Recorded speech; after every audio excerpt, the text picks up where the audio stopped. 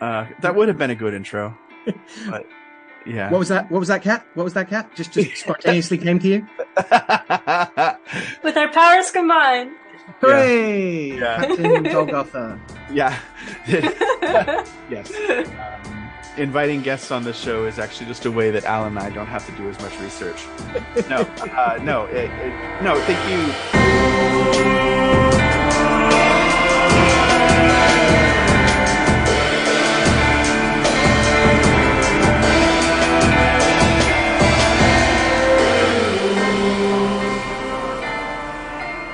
Hi, Kat. It feels... Hi.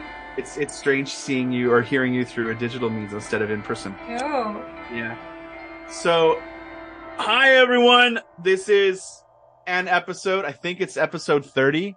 We have completed our third decade of episodes with this episode of episodes. Wow. Only a few more until Jesus is 33 years. Yes, exactly. And then, at some point there's our next phase of the plan can be unfurled in accordance with the prophecy. But welcome to another episode of Radio Free Golgotha, episode the 30th. This is in honor of Saint Olga of Kyiv and her feast day in the posthumous month of July. Why do I say that? Because in full transparency, we're recording it after her feast day because we have all been together several times during the month of July and in which to record and we, real life ritual and otherwise has caught up with us. And as always, I hope as many of our listeners will do is that real ritual life and real friendship, like in real life friendships should give precedence over recording podcasts.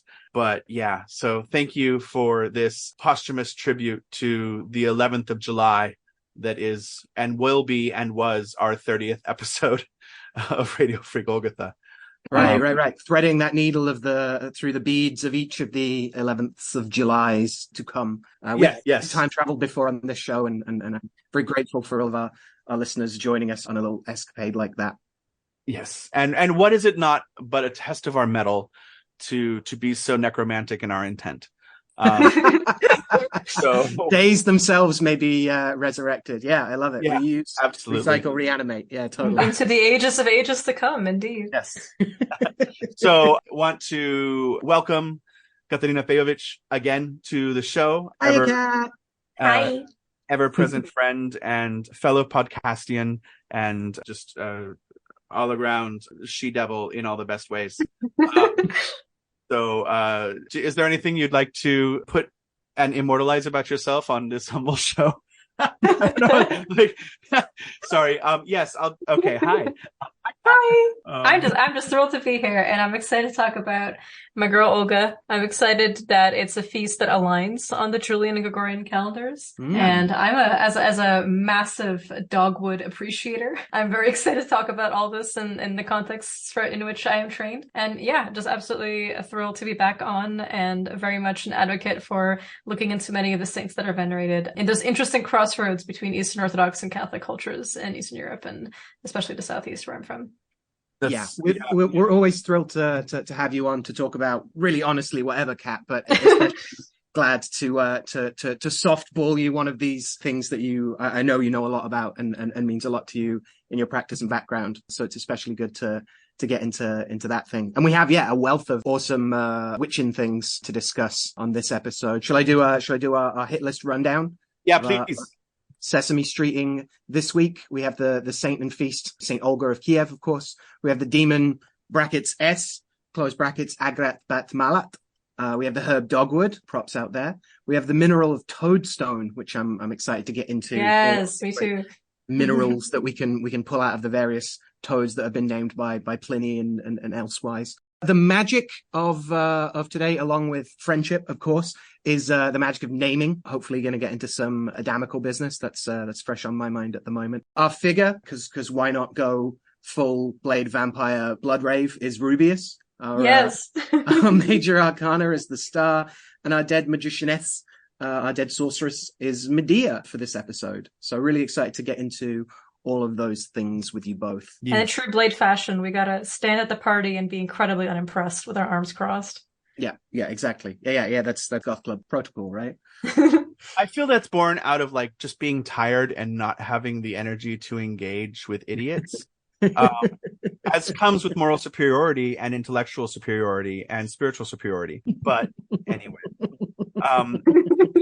yes. So I think this is a really lovely exploration because Olga or Helga or Elena as her kind of Christianized name that she took, which then allows its own wonderful thing with naming in the Catholic tradition or in the Christian tradition, that naming someone after a saint is asking for a hagiographic blur with the mere mortal likes of us in a lovely way. Yes. As, you know, it's like guilt by contagion, but the other way, virtue by contagion.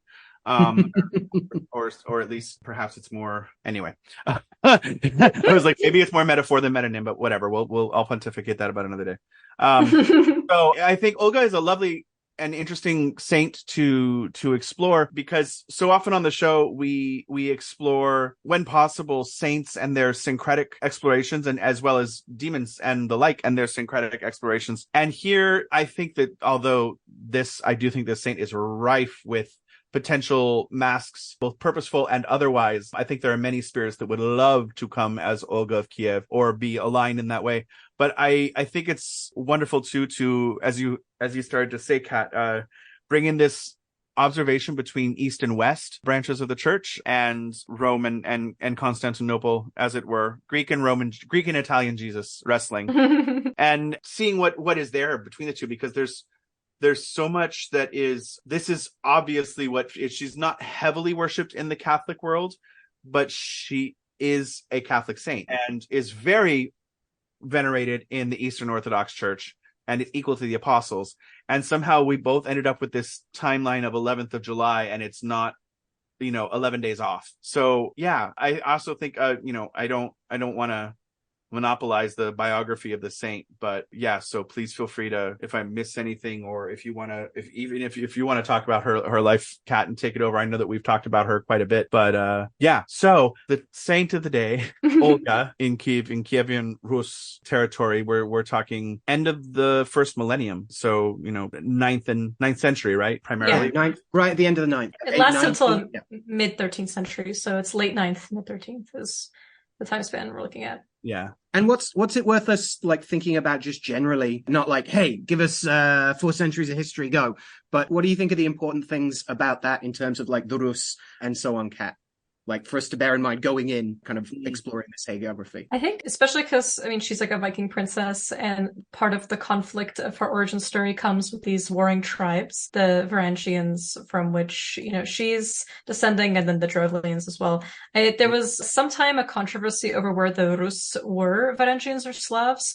Scholarly attention has nowadays looked a lot at ancestrally Norse peoples assimilating to Slavic culture, but we're looking at a major area of the world, right? A map of Kievan Rus around like the I would say 11th century is encompassing a huge amount of like Eastern Europe and Northern Eastern Europe, including the Baltics, right? So like we're looking at a pretty massive stretch of territory, and not to mention that prior to the emergence of Kievan Rus as an entity in like the political field, most of the area north of the Black Sea was mostly Eastern Slavic, right? So in that case, you get plenty of different tribes that are warring with each other, some that are getting nativized through Norse, adopting Slavic languages and cultural practices who were originally Norse, and vice versa. You have ones. There was this great. There's a great historian, F. Donald Logan. His quote is appearing on the Wikipedia page, but I read this book like ages ago, and it was that in 839 the Rus were Swedes, and in 1043 the Rus were Slavs. So it just goes to show like the kind of incredible range of cultural inheritances that is pouring into this area. And then of course when the Varangians start taking over, especially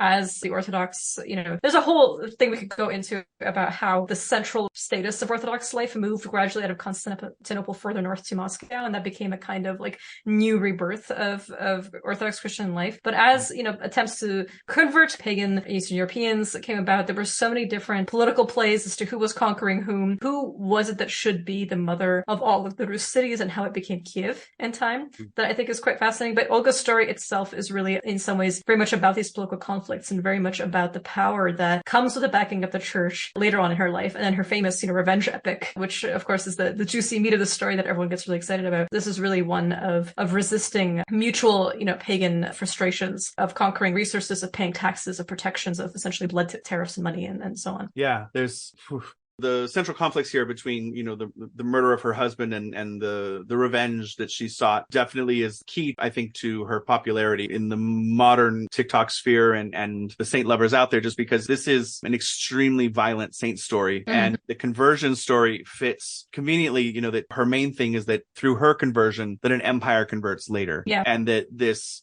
idea that it's not her life that we're necessarily looking to her, but her conversion. Just the mere act of her conversion is the thing that makes her revered as a saint. And this is, I think there's so many acts in her life that I think are saintly from another perspective, but not perhaps from the traditional Christian perspective.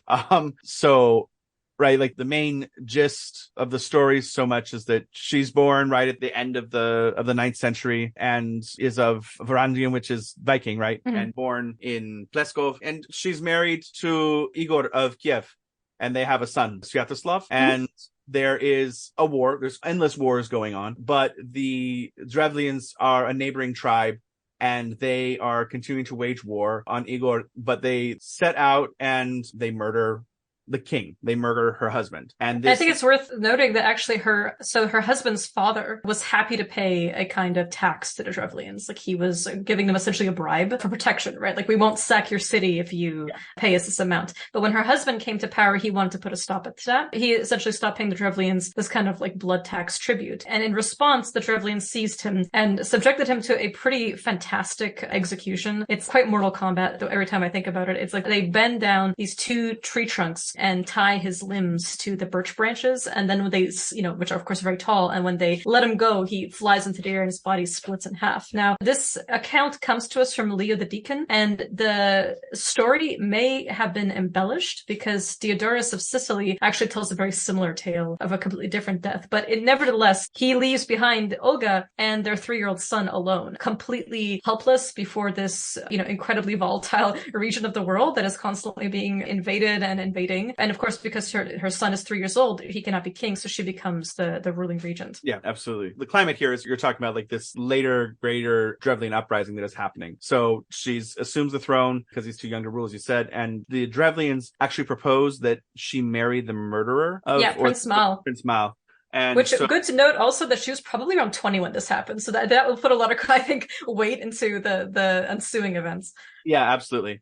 So she invites the nobility, or at least the negotiators, to come to Kiev to pass along the message to ensure that Olga will perhaps indeed marry Prince Mal. And they arrive in the court and they tell the king to report that they had slain her husband and that Olga should marry Prince Mal. And Olga responds that your proposal is pleasing because my husband cannot rise from the dead. But I desire to honor you in the presence of my people. So return now to your boat and remain there, and I'll send for you tomorrow. And you shall say, quote, we will not ride on horses nor go on foot, carry us in our boat, and you shall be carried in your boat. So she gives them this instruction to stay in their boat. Then when they do so, Kat, I'm sure you can give a better description of this when what I'm saying, but please feel free. We have this delegation of Drevlians that are coming to give this proposal to her, and they're being carried on these boats. And what they have no idea is that before they come, she had ordered all her soldiers to dig an incredibly large trench. And so as these soldiers are passing over, right, as the dignitaries arrive in their best robes and, completely decked out in all their, their finest clothes, as it were, she leads them to the edge of the ditch and her soldiers throw them to the bottom. And as she watches, her men quickly bury them alive. And there's one part of the story that says that as these dignitaries suffocated, she gazed down from the edge of the trench and she asked them if they found the honor to their taste. And one of the dying men, according to this story at least, called up that their suffering was worse than the death of Igor, her husband. To which I'm sure she was thinking, hell no, it isn't. This is only the beginning, because now that's only the first of the revenges. After she buries the Drevlian envoys alive, she already was thinking about the next step, because, of course, news of this brutal torture of the Drevlians had not actually reached Prince Mal, and she still was able to pretend that she was open to the marriage. So she asked the prince directly to send his best men to Kiev to escort her back to him. And so as a result, when they arrived, you have, so on the one hand, there was these political envoys, and now there's these soldiers, right? These are his best men. So as he's ignorant of her fury and has no idea that she's already killed about 20 of his men. So he sent a group of fairly decorated chieftains Drevlians. And again, they arrive and she offers them her bathhouse to, freshen them up through the journey. So this is what they're unaware of, however, is that the doors lock from the outside. So once they enter and disrobe and are about to, get their steam on, she bolts the doors and sets the entire building to the ground, and not a single person escaped alive. There's a lot of Game of Thrones references that can be made between various phases of her life and various characters. It's fantastic. And of course, now, the clock is ticking, right? Because she still has to ensure that Prince Small and the rest of the Drevlians don't realize what's going on. So she herself traveled north to the Drevlian capital, outrunning the news of her vengeance. So that hasn't yet reached them. So he has no idea that the first, group of 20 have been buried alive, nor that the second delegation, the chieftains, were burned. So when she gets there, she asks for a funeral banquet and invites all the Drevlian soldiers to show good faith. So, and at this time, it said that she had essentially asked her men to remain sober, to, pour out their drinks into the ground and ensure that, they're continuing on completely normally. And so as there's this funeral banquet, because she says she has to mourn for her husband, right? This is, it's not right to remarry so quickly without giving him his funeral rites. So as, she's mourning, which is why she's not drinking, and everyone else is having a good time, as soon as they notice the Drevlians get completely drunk, her soldiers pull out their swords and slaughtered 5,000 men. This was a huge delegation. And interestingly, there's a couple different stories I've heard of this particular part of the vengeance, which is, in some cases, they just got drunk, which is why their guards were so down and why her soldiers were able to essentially massacre them. Another story tells us that actually, because this area, these Drevlian lands, are where the Rhododendron platincum grows, it's a honey made from a nectar that's collected from this plant is sometimes called mad honey, because it allows for a kind of psychedelic effect, as well as like a numbing agent. So there's some stories that suggest that perhaps their mead was spiked or made with this honey, or that their wines were spiked with it. So essentially, including burying the first, negotiators and diplomats alive, then she burned another party, and then this third stage, because the instructions to the Drevlians were to prepare great quantities of mead, which were consumed at the feast. But in the second version of the story, Olga's people took their own mead, so they actually did drink their own mead, but the Drevlians were both drunk and drugged because theirs that was served with the fermented mad honey that came with this plant. So she's hitting all those like strong, witch mother points of like not just letting the earth consume our enemies, or setting them ablaze, but also poisoning potentially. Yeah, it's absolutely wonderful. And of course, at this point, the Drevlians realized that, the jig was up. They realized that she's not going to stop until she essentially wipes out their entire tribe. So their survivors pleaded with him, with Olga specifically, to accept their tributes and to return to Kyiv. And she essentially pretended to consider the offer, and then very politely, as you heard Jesse kind of give the impression, declined, and said she laid siege to their capital for well over a year until they completely begged for mercy. So at this point, she's systematically wiped out. And you can think about the strategy, right, of getting the diplomats, the finest soldiers and military commanders, then slaughtering all of these other soldiers. So essentially the army is decimated. And now she's giving them, a complete just invasion. And when they could take no more, she offered them herself a chance for peace, basically saying, I'm done now, and give me 3 pigeons and 3 sparrows from each house, she said. Which this comes to us from the old East Slavic chronicle, the Kievan Rus, known as a tale of the bygone years. The quote from her is, "I do not desire to impose a heavy tribute like my husband, but I require only the small gift from you." So 3 pigeons and 3 sparrows from each house. The Drevlians were, of course, remarkably, quick to agree to this. They were surprised it's such a small price to pay for peace after a year of sieging and after all of their major leaders being completely slaughtered. And now the chronicler tells us that now Olga gave to each soldier in her army a pigeon or a sparrow and ordered them to attach by thread to each pigeon and sparrow a piece of sulfur bound with small pieces of cloth. And at night she told her soldiers to release these birds. When the flocks landed back in their nests, the thatched nests in each of the Drevlians' houses seeking to return with the messages, of course, given that they had the sulfur, they lit them on fire. And our chronicler tells us that there was not a house that was not consumed, and it was impossible to extinguish the flames because all the houses caught on fire at once. The people fled from the city, and Olga ordered her soldiers to catch them. She took the city and burned it and captured the elders. Dividing them up, she sold some into slavery, she slaughtered the others, and the lucky remaining were allowed to rebuild the town. Yeah. So she has a bird army as well. Yes. Tippy Hendron. If they exist. No, if there's something, and I know it's perhaps speaking to the prevalence of pop media, but there is something very Cersei Lannister and even a little bit Daenerys in everything that she does. But this burning the city to ashes that is already surrendered to you is quite palpable. And I think also her reputation in these stories, because we haven't even gotten to her conversion yet, there's a 1901 image of her by Nikolai Bruni that's Saint Grand Duchess Olga, which is just the intensity of her gaze. And it's playing on a lot of things that are happening, cultural things that are happening this time. But I think that's the first image I saw of Saint Olga, and it was like, woof, this is what that's a saint. What's going on here with Yeah.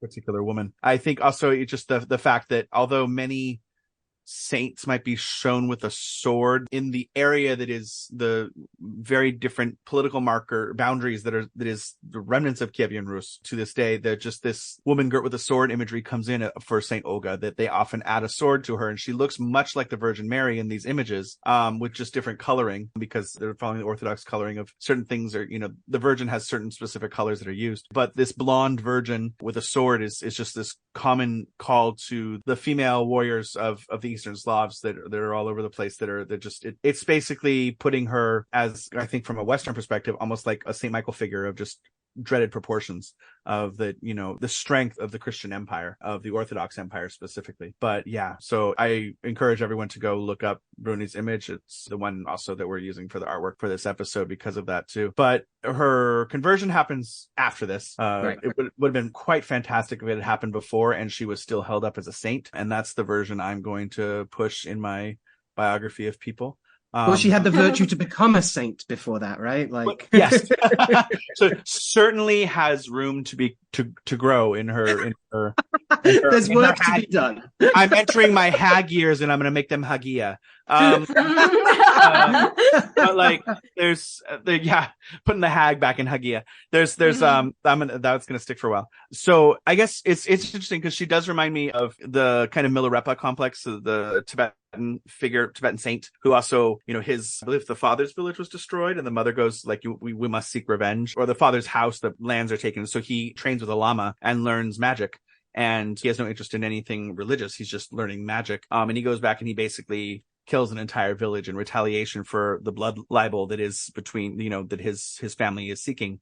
And after this point, after killing so many people and destroying so much, he goes into seclusion and eventually becomes a much loved saint, which is part of the kind of Vajrayana principle, right? That you can attain enlightenment in one lifetime. And certainly with Olga, if she's named saint, then she is considered to be already in heaven and there are miracles attributed to her. So this 940s occurrences roughly that we think, and as young as 20 when this is going on. Some of the accounts I think have her double in that age, but I think the historians are now agreeing more towards she was pretty damn young when this was going on. And that in the 950s, she travels to Constantinople to visit Constantine the Seventh, I think. And she converts to Christianity with the assistance of the emperor and the patriarch, because, a leader of a prominent tribe is always a good person to convert. The primary chronicle doesn't actually describe why she went there, and it doesn't go into great detail on the conversion process, but it does say that she was baptized and instructed in Christianity. And this is the start, right? She is, as a saint, almost always paired with Vladimir now, right? Like that's there's two churches I've been to of her. One is in Chicago, that's a Ukrainian church, and the other is up by you, actually. It's in Windsor. So the Vladimir and Olga Ukrainian Catholic Church that's there. I know there's a number of them, of course, across Russia and Ukraine, and I think a few more in Canada, probably out towards Manitoba, Winnipeg area. Especially I'd imagine in Alberta. Yeah, so more towards where the Ukrainian population is. But as far as a saint, I find the male-female pairing of saints quite interesting, obviously, and referential, like even a tangential thing to Cyprian and Justina. But I don't see her kind of very commonly outside Russia and the Ukraine. She's always in pair, which is just something to note. So I think it's also just good to note that, her Christian name, Helena, is after the mother of Constantine. Yes. Right. Oh, it's very pointed, right? I think also I don't have immediate evidence of the folk magic around St. Olga because she's not so worked in the Catholic tradition. But as far as I have found one prayer book, a pamphlet that talks about Santa Elena of Russia as like an added epithet to Santa Elena that is the mother of Constantine. And that it just mentions like by the powers of Santa Elena of Russia. And the only thing I can think of is that they're talking about Olga. As a kind of boost to the power, because Santa Elena is often used in love spells in Latin America. And it's her search for the true cross, because she's always depicted with a cross, right? But that the owner of the three nails is Elena. If Russian or Orthodox, I believe it is 4, but Catholic is 3. and that even if it's the missing nail that's invoked in some of them, or that, by the virtue of the 3 nails, that your love be pinned down and that they feel no rest until.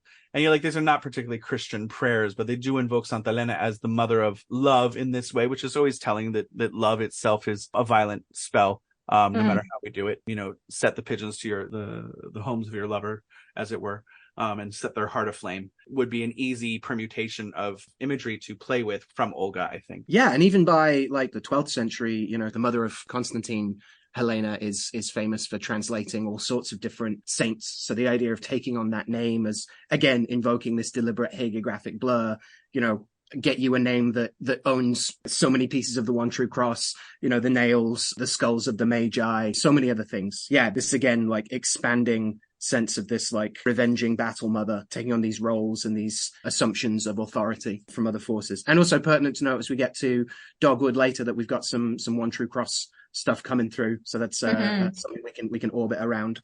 I was going to ask you, Kat, like, what do you think is significant to talk about in terms of the place of her conversion and her Christianity and the Christianity it brings? Because you kind of hinted at this already, that like she's not just a battle mother of her people because, sulfur-bearing bird army goals, but also because she kind of like births or helps rebirth a renewal of Christian practice itself. And so is it fair to think about her or describe her as thought about as a kind of mother of this new church or this new way of doing church? Yeah, and not to mention that there's actually a story. Francis Butler, the scholar, thinks it is a literary embellishment, but at the same time, it does exist and it does take place in the Chronicle, that Olga asked the emperor, right, Constantine VII, to baptize her, knowing that his baptismal sponsorship, by essentially the rules of this person now becomes your father, would rule out the potential for marriage between them. Because in the Chronicle, it says that Constantine wanted to take Olga as his wife because she was not only, beautiful, but incredibly wise and certainly evidently a vicious political tactician. This is an area that is hard to convert, notoriously so. Without the bribery and the wealth of the coffers of the Orthodox Church, it's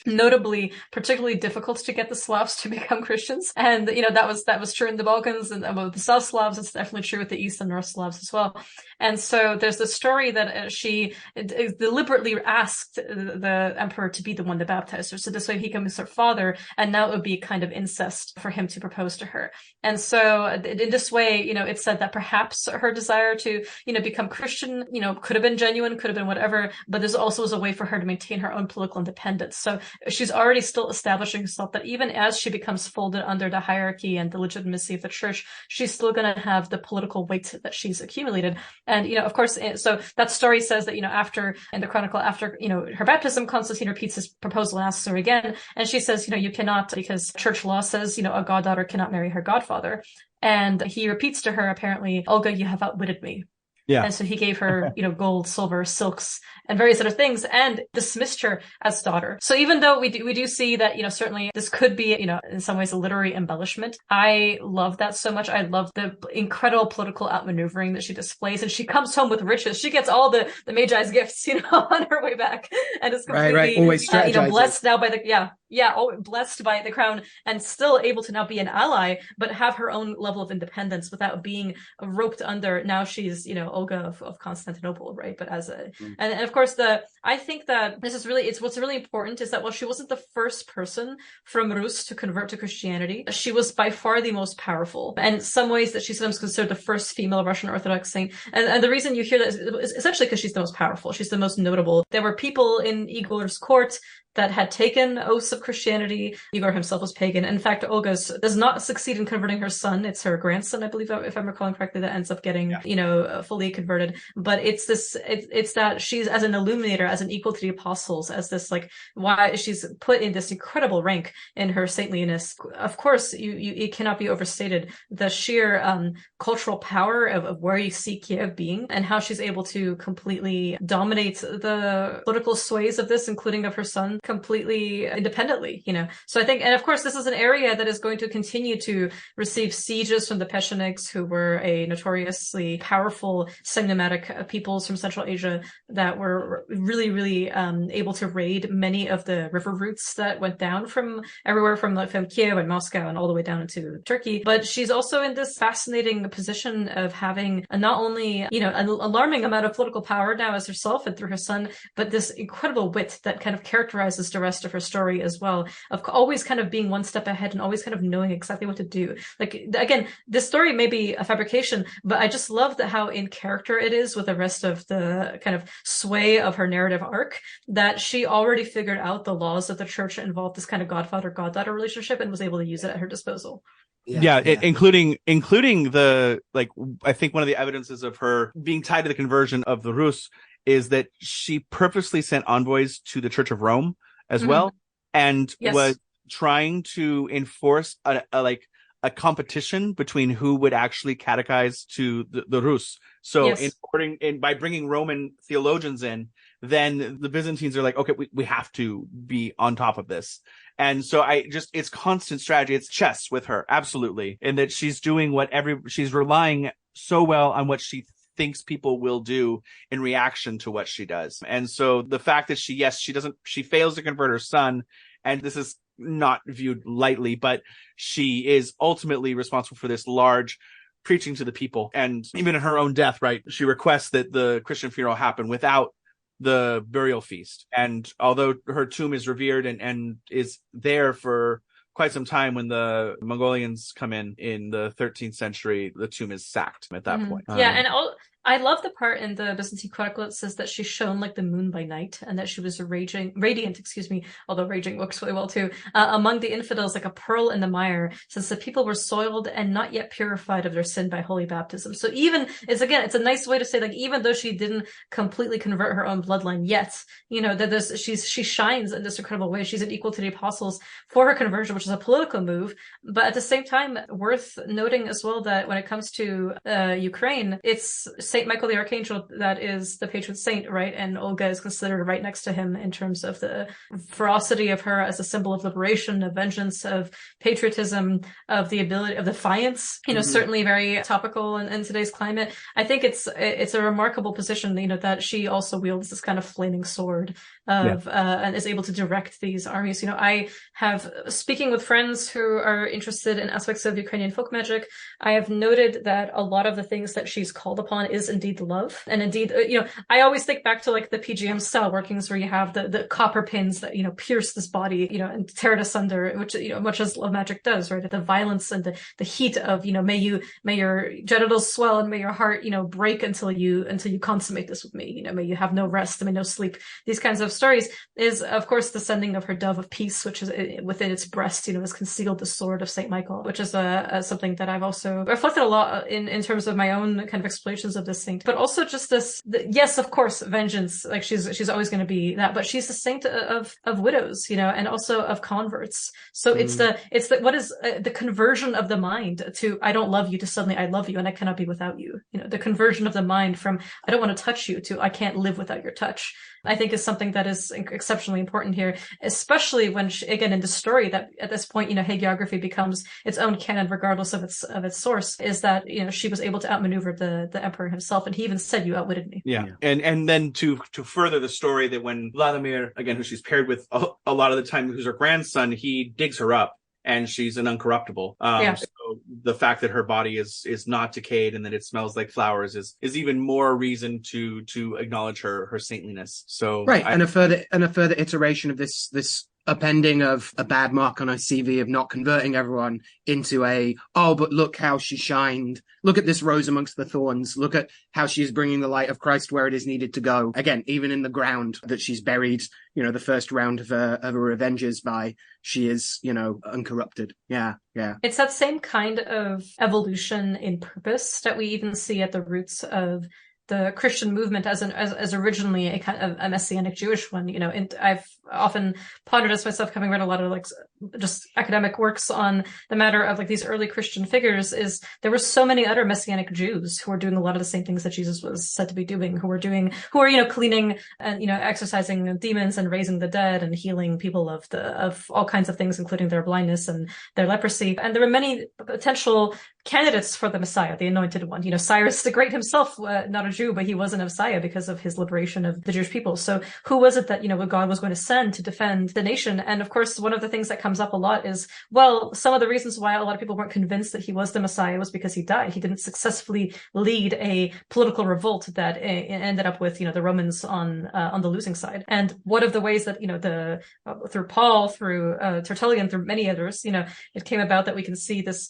change is like, well, actually Jesus triumphed over death itself. It's not, render unto Caesar what is Caesar's, right? But we're going to focus on the fact that now we have this much greater cosmological battle to face, which is death itself, the possibility of eternal life through the redemption of sin. And so in this case, yes, did she convert her son? No, but her perfumed body and her, incredible status just results in an incredible, it's always the future of the fact that these are now major centers of Christianity in the world, and a huge source of both Eastern Catholic as well as Orthodox rite, is it falls to her feet. She gets the credit completely to this day in terms of like, why is she the mother of these lands?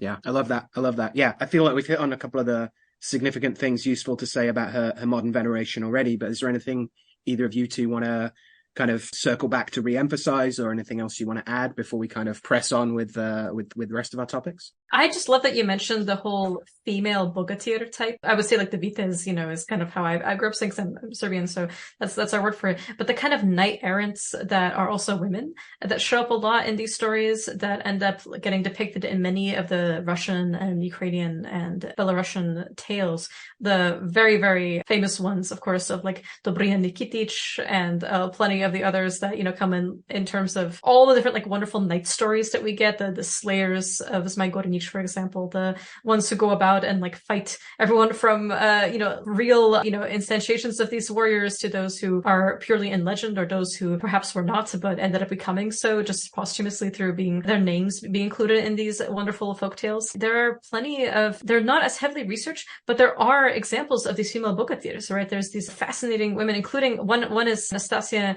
Nigolichna, who's the wife of Dobry Nikitich. And while, they're not really necessarily, often referred to for the strength, like the physical prowess, they are able to save their husbands, outwit their enemies. They are always this kind of like incredible presence in terms of tactics, very Athena. I always think like the kind of like Athena Minerva archetype. And Olga herself is often commemorated with the golden sword, with this kind of outfit, or even the colors of the female bogatyrs. And I think in that way, while this is a more modern inclusion, like this is not typically very traditional to how she was depicted in the Middle Ages and the early modern periods, I think it's worth noting that she is continually understood to be this kind of warrior, the kind of Amazon figure for her mind. I think that the true, sword that she wields is her tongue. It's her perception, it's her wit, it's the ability to kind of rend the enemy apart and have such swiftness to outmaneuver, Prince Mal, her adversary, and to not let her pride and her emotions get ahead of her. Because none of that plan that we articulated would have ever worked if she even had 1 second in which she kind of like, let her emotions get the better of her, and the news would have reached them and they would have tried to fight her directly. But yeah, there's something to, I think, the kind of archetype of the female bogatyr that is really important here, and it's something that is archetypal to a lot of the different kinds of saint stories that involve, George and Michael, and a lot of the different kind of conquering saints hugely get associated with the bogatyrs. But she's huge, for me, like always emblematic of what it means to be kind of the warrior through wit that even the emperor himself had to concede his loss to her. Yeah, I love that, especially that emphasis you've made in light of us, getting to discuss the bloody mysteries of Rubeus a bit later, especially at the bloodbath. Is important that you keep your head. Mm-hmm. Yeah. What were you going to say, Jesse? I think it's one of those wonderful times where in the Catholic folk magic that there might not be a lot of evidence for, or a lot of written charms involving her, but the translation of this particular saint's life story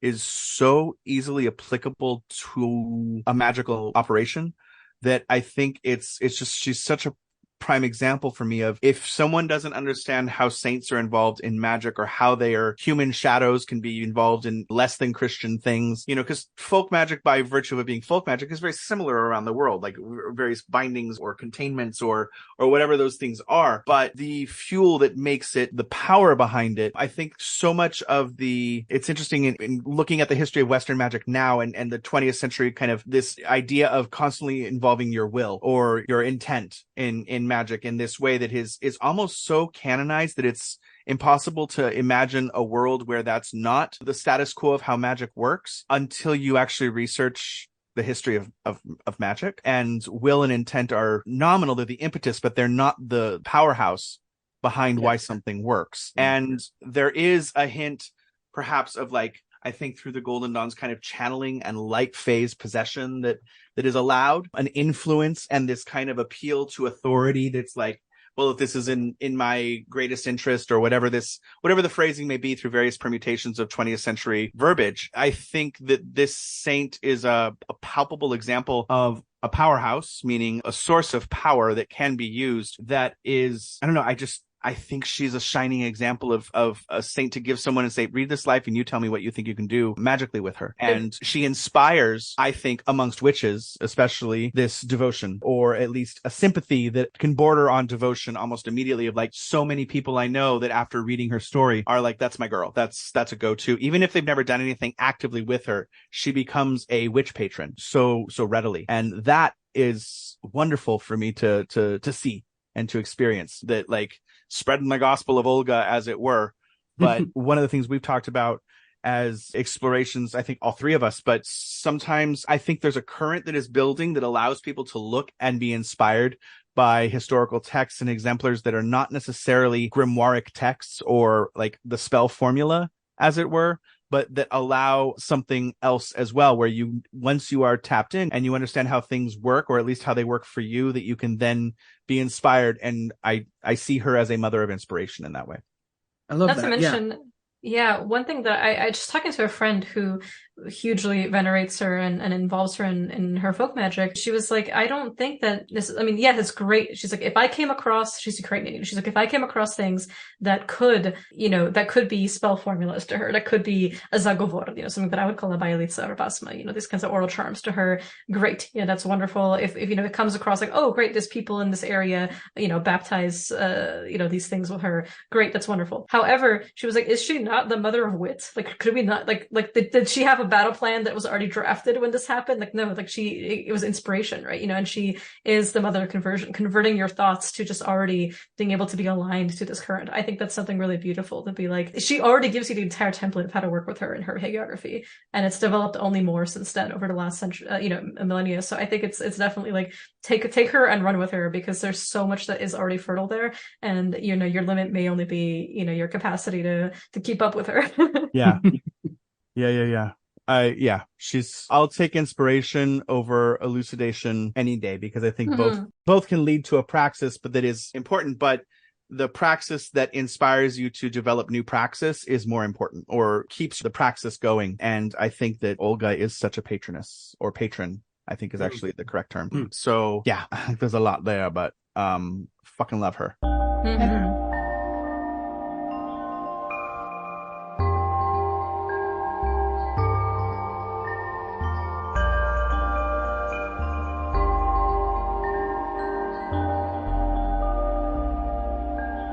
So thinking of like patrons of the witches, of the sorceresses, I feel like we could go two directions here. We could crack on with our usual saint to demon, and in this case demoness pairing, and talk about Agrat, or we could do a skip ahead. We normally do our dead sorceress or magician at the end. We could do Medea if we're talking about witch-spirations.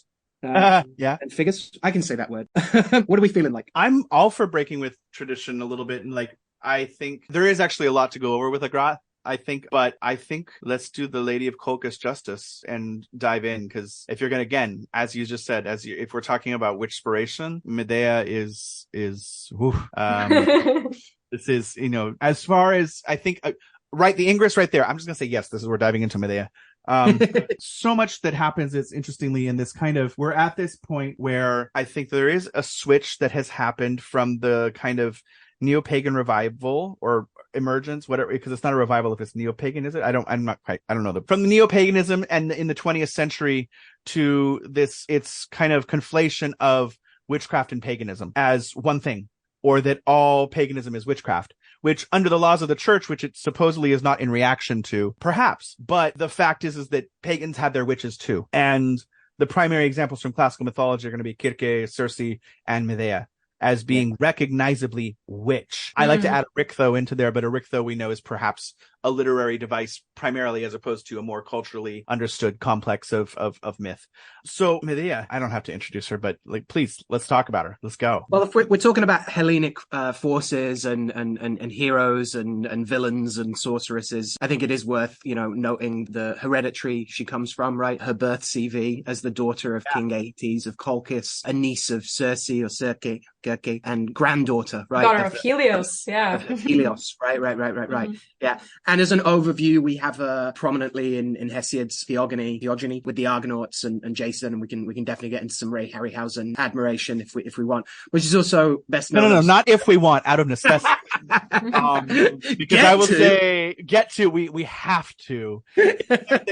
My love affair with Medea and Hecate begins with Jason and the Argonauts, and just I didn't know that I was, the little gay boy I was going to turn out to be, but just the temple dance scene of Medea before Hecate, and the statue that they had, which is an animal headed Hecate, which is beautiful. And this very, very 60s, 70s, ballet inspired, but lyrical jazz, ancient Greek dance that's done, and her being covered in this metallic coppery bronze that's all over her, and the dance into trance, and then being put, endowed with the cape of the priestess and speaking on behalf of Hecate.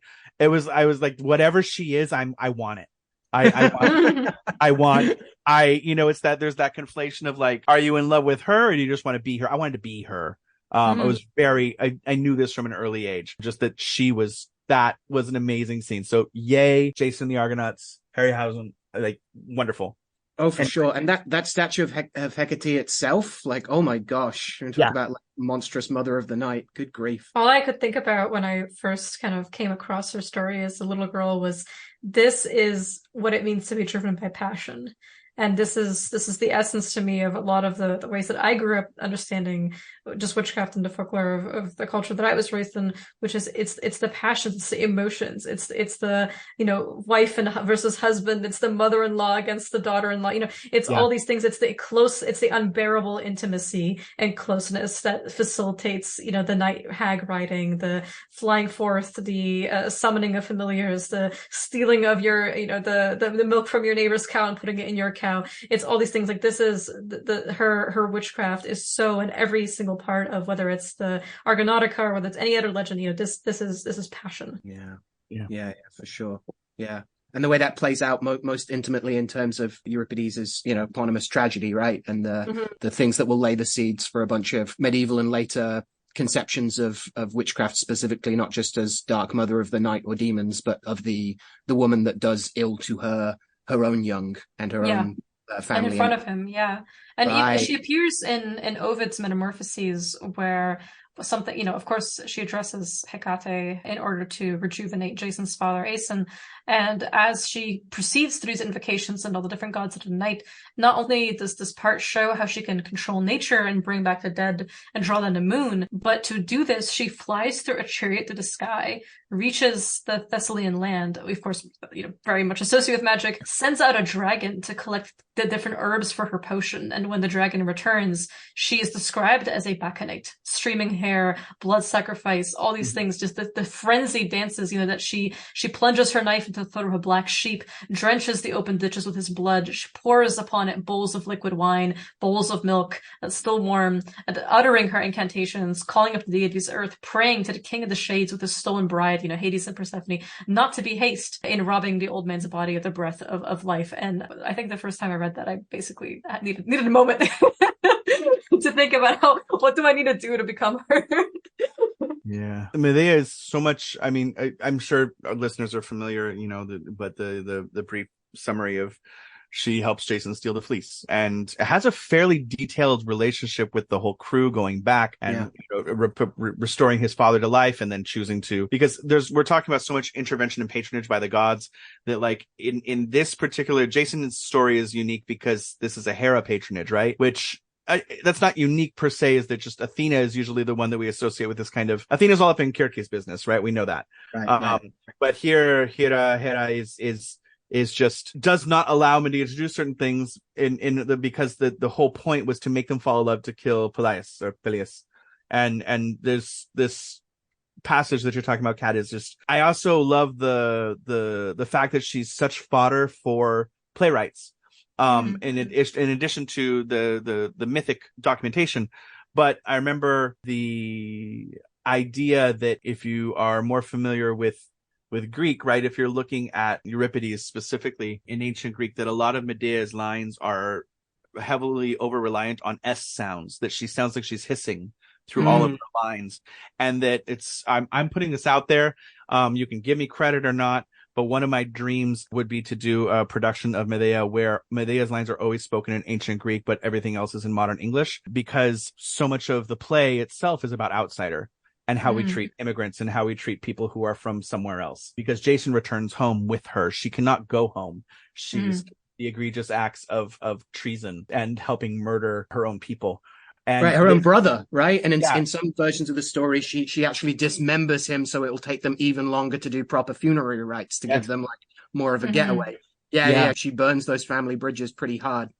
Yeah. And so this relationship to the untamed woman, I remember Peter Meinik was a classics professor in my undergrad, and he had translated many things, but he was just so big on like, the ancient Greek fear of women is so profound because it's just, they're too powerful. So like if every door is a vagina when Clytemnestra, rolls out the red carpet, literally it's Menses unbound, and thinking of like Kali imagery in India of like the unbound hair as a sign of blood flow, and the frenzy that Medea enters into, and that the witches are associated with this frenzy of if nothing else, like not just the bacchante, like, ecstasy where it's unbridled, that's there, but also the ability to then focus it and use it towards an aim. So it's not just about raising power, it's about where does the power go? What does it serve? The direction. Yeah. So now that we have the needle and the thread, can we thread the needle and use it? So there's such a beauty that is palpable to her. And also, again, reflecting that she is solar.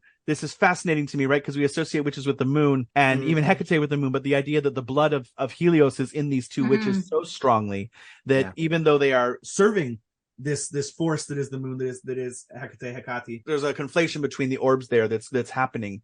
And I like how the mythology kind of has its own weight, that you hear things about Medea that before even the internet, like people have different ideas, because the internet allows us to fact check things, well, quote unquote fact check, to find at least some textual evidence out there that then might be wrong because we are not looking at the source material. But I think it's interesting how it complicates it, because you see a lot of books in the 80s and 90s harkening back to Medea, and they're making up shit of like, oh, there's this source that says this and this. We don't know what those sources are, which is, I'm always for this kind of folk hagiography or reverse hagiography that forms, because that's fucking important, right? That how people are seeing and being inspired. And Medea also has an influence, I would say, even in the kind of Llorona mythos of Mexico, which is, inherently extremely indigenous, that there's this figure of Cihuacuat or the mourning mother that feels the destruction of her children coming and is, running through the streets of the capital city screaming at night, wailing for them, oh my children, oh my children. And then is also found in this personage of Malinche in Mexican thought, who's the translator for Cortez. So she's this slave girl she's Nahuatl speaker by birth. She's from but she's sold into the Maya.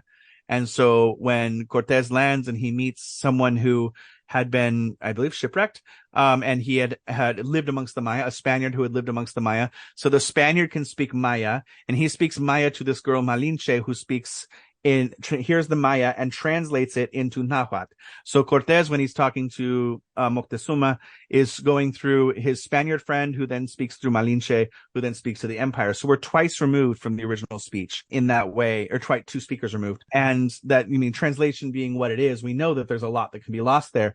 But Malinche he takes for his lover. And Cortez has at least 2 children by Malinche. And she's considered mother of the race because of this, mother of la raza. But there are other people that had children with indigenous women before this all over the place. But her tragedy in that she is one of the reasons for the downfall of the empire. And then when Jason, I just used it, Cortez like that. Jason figure, when Cortez is going to go back to Spain at a certain point, he had always, the story is that he was going to take her with them, obviously, because now they're a family. And she's despised by some people already in this time period and heralded by others. Like, she's a very controversial figure. But he says he's not taking her because she's not fit for the Spanish court. But he is taking his sons. And so she kills her sons.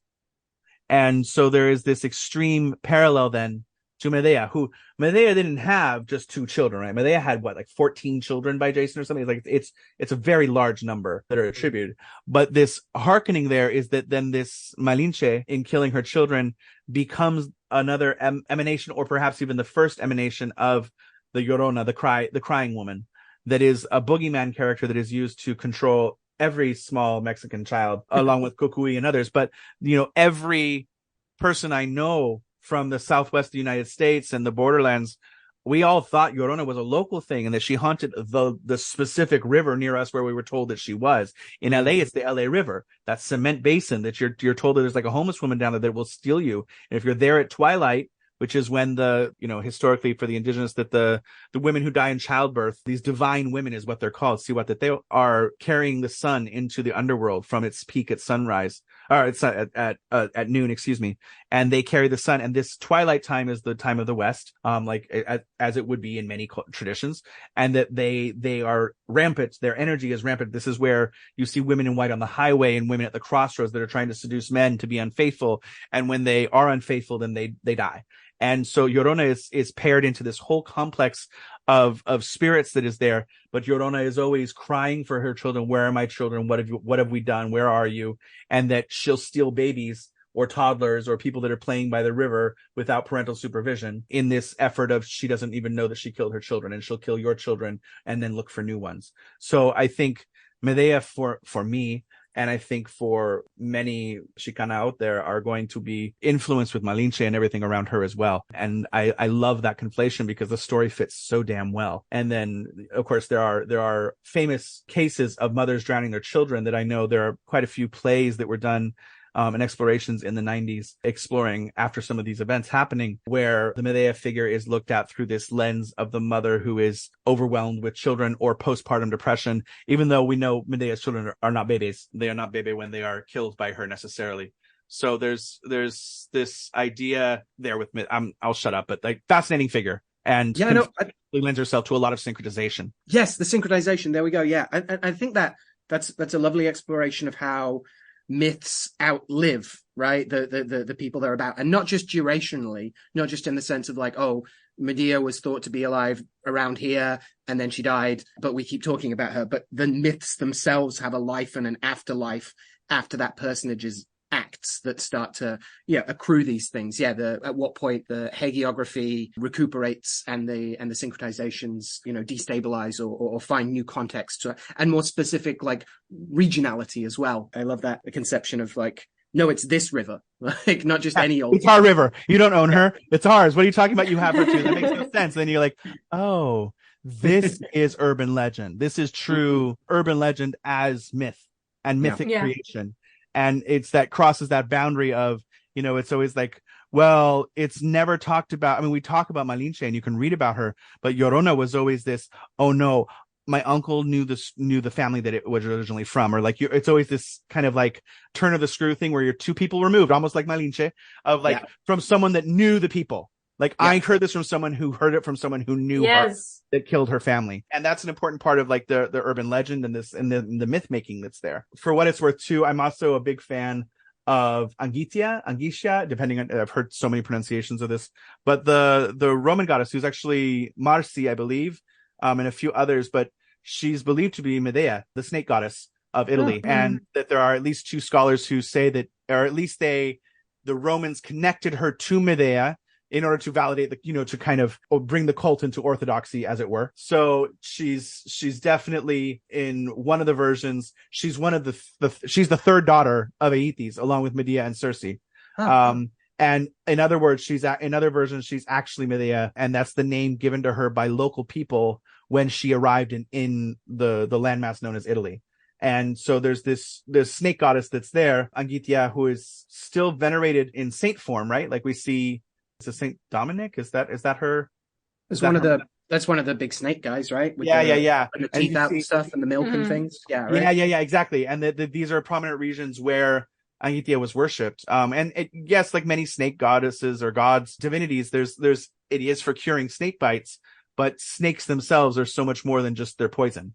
And when we see the worship of them throughout history, or at least cultic devotion to them, it is never going to be just about their poison on a literal level. Now we're going to explore the concept of poison on a metaphoric level, and what it is to be purged, or what it is to move like a serpent, or what it is to have the tongue clean out your ear, which, in concert with things like Nehushtan and the brazen serpent and Jesus shed for your skins, and all those types of wonderful things. But yeah, so Anguis is serpent, and therefore, which also gives us anguish, I believe, linguistically, but Anguitia, and that, a goddess of thaumaturgy in general, witchcraft, magic, medicine, blah, blah, blah, and Saint Dominic, because why not? So you see the statue of Saint Dominic being in Abruzzo, right? I believe, especially.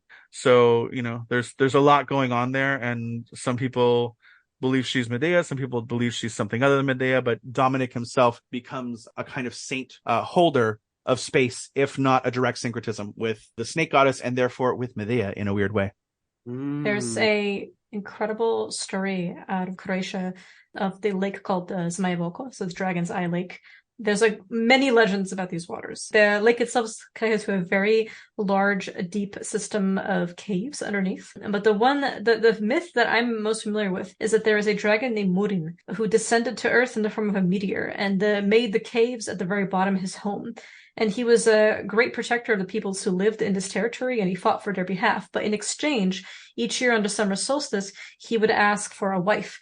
And because he was unable to find his true wife, kind of going back to these legends of these spirits as being, when they're terrestrial, they become very aggressive, and they might seek out people who share their birthday or the day that they came to Earth, or the day that they were born, from a dragon marrying a land mass, like a river or a lake or a mountain or a cave, and so on. And there's whole typologies of this. But essentially, because he was so subterranean and like the olms, one of my favorite animals, that are known in the caves of Croatia, these kind of blind axolotl looking kind of salamanders, because he could not find his wife. He was so buried underneath that his meter went so deep. People would toss the prettiest version each year, and the fattest sheep of their flock to devour into the cave for him to marry. And because not a single one of these girls was his true bride, none of them survived their first wedding night. And sometimes we hear that Murin is supposed to be the son of Hera and Poseidon. So these are deliberately Hellenic names that are chosen. But in one legend, the great grandson of Jason and Medea, so somehow, someone survived, right? Fall in love with the girl who was supposed to be wedded to this dragon. And he successfully, in the story of many of the dragon heroes, you have to have the dragon blood to fight the dragons. You can't work with these spirits or these beings, if you are not of their kin.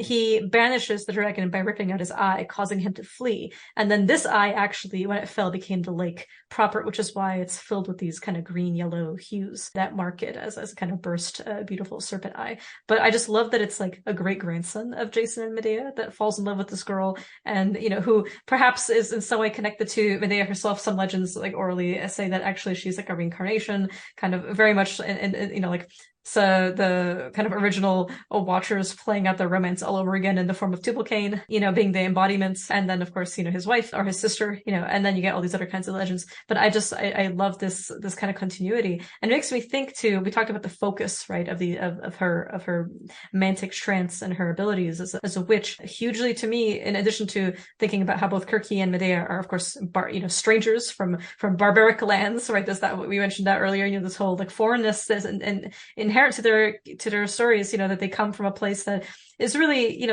the eastern side of the Black Sea, which is now part of Georgia, also an independent land associated with the Scythians, the Cimmerians, and so on, subjugated later by the Persian kings. It was here that, Jason went in search of the Golden Fleece. And then at the same time, you have this double status. They're foreigners, but they're also priestesses of occult wisdom. So there's a prototype there of the double bind of being distant from him.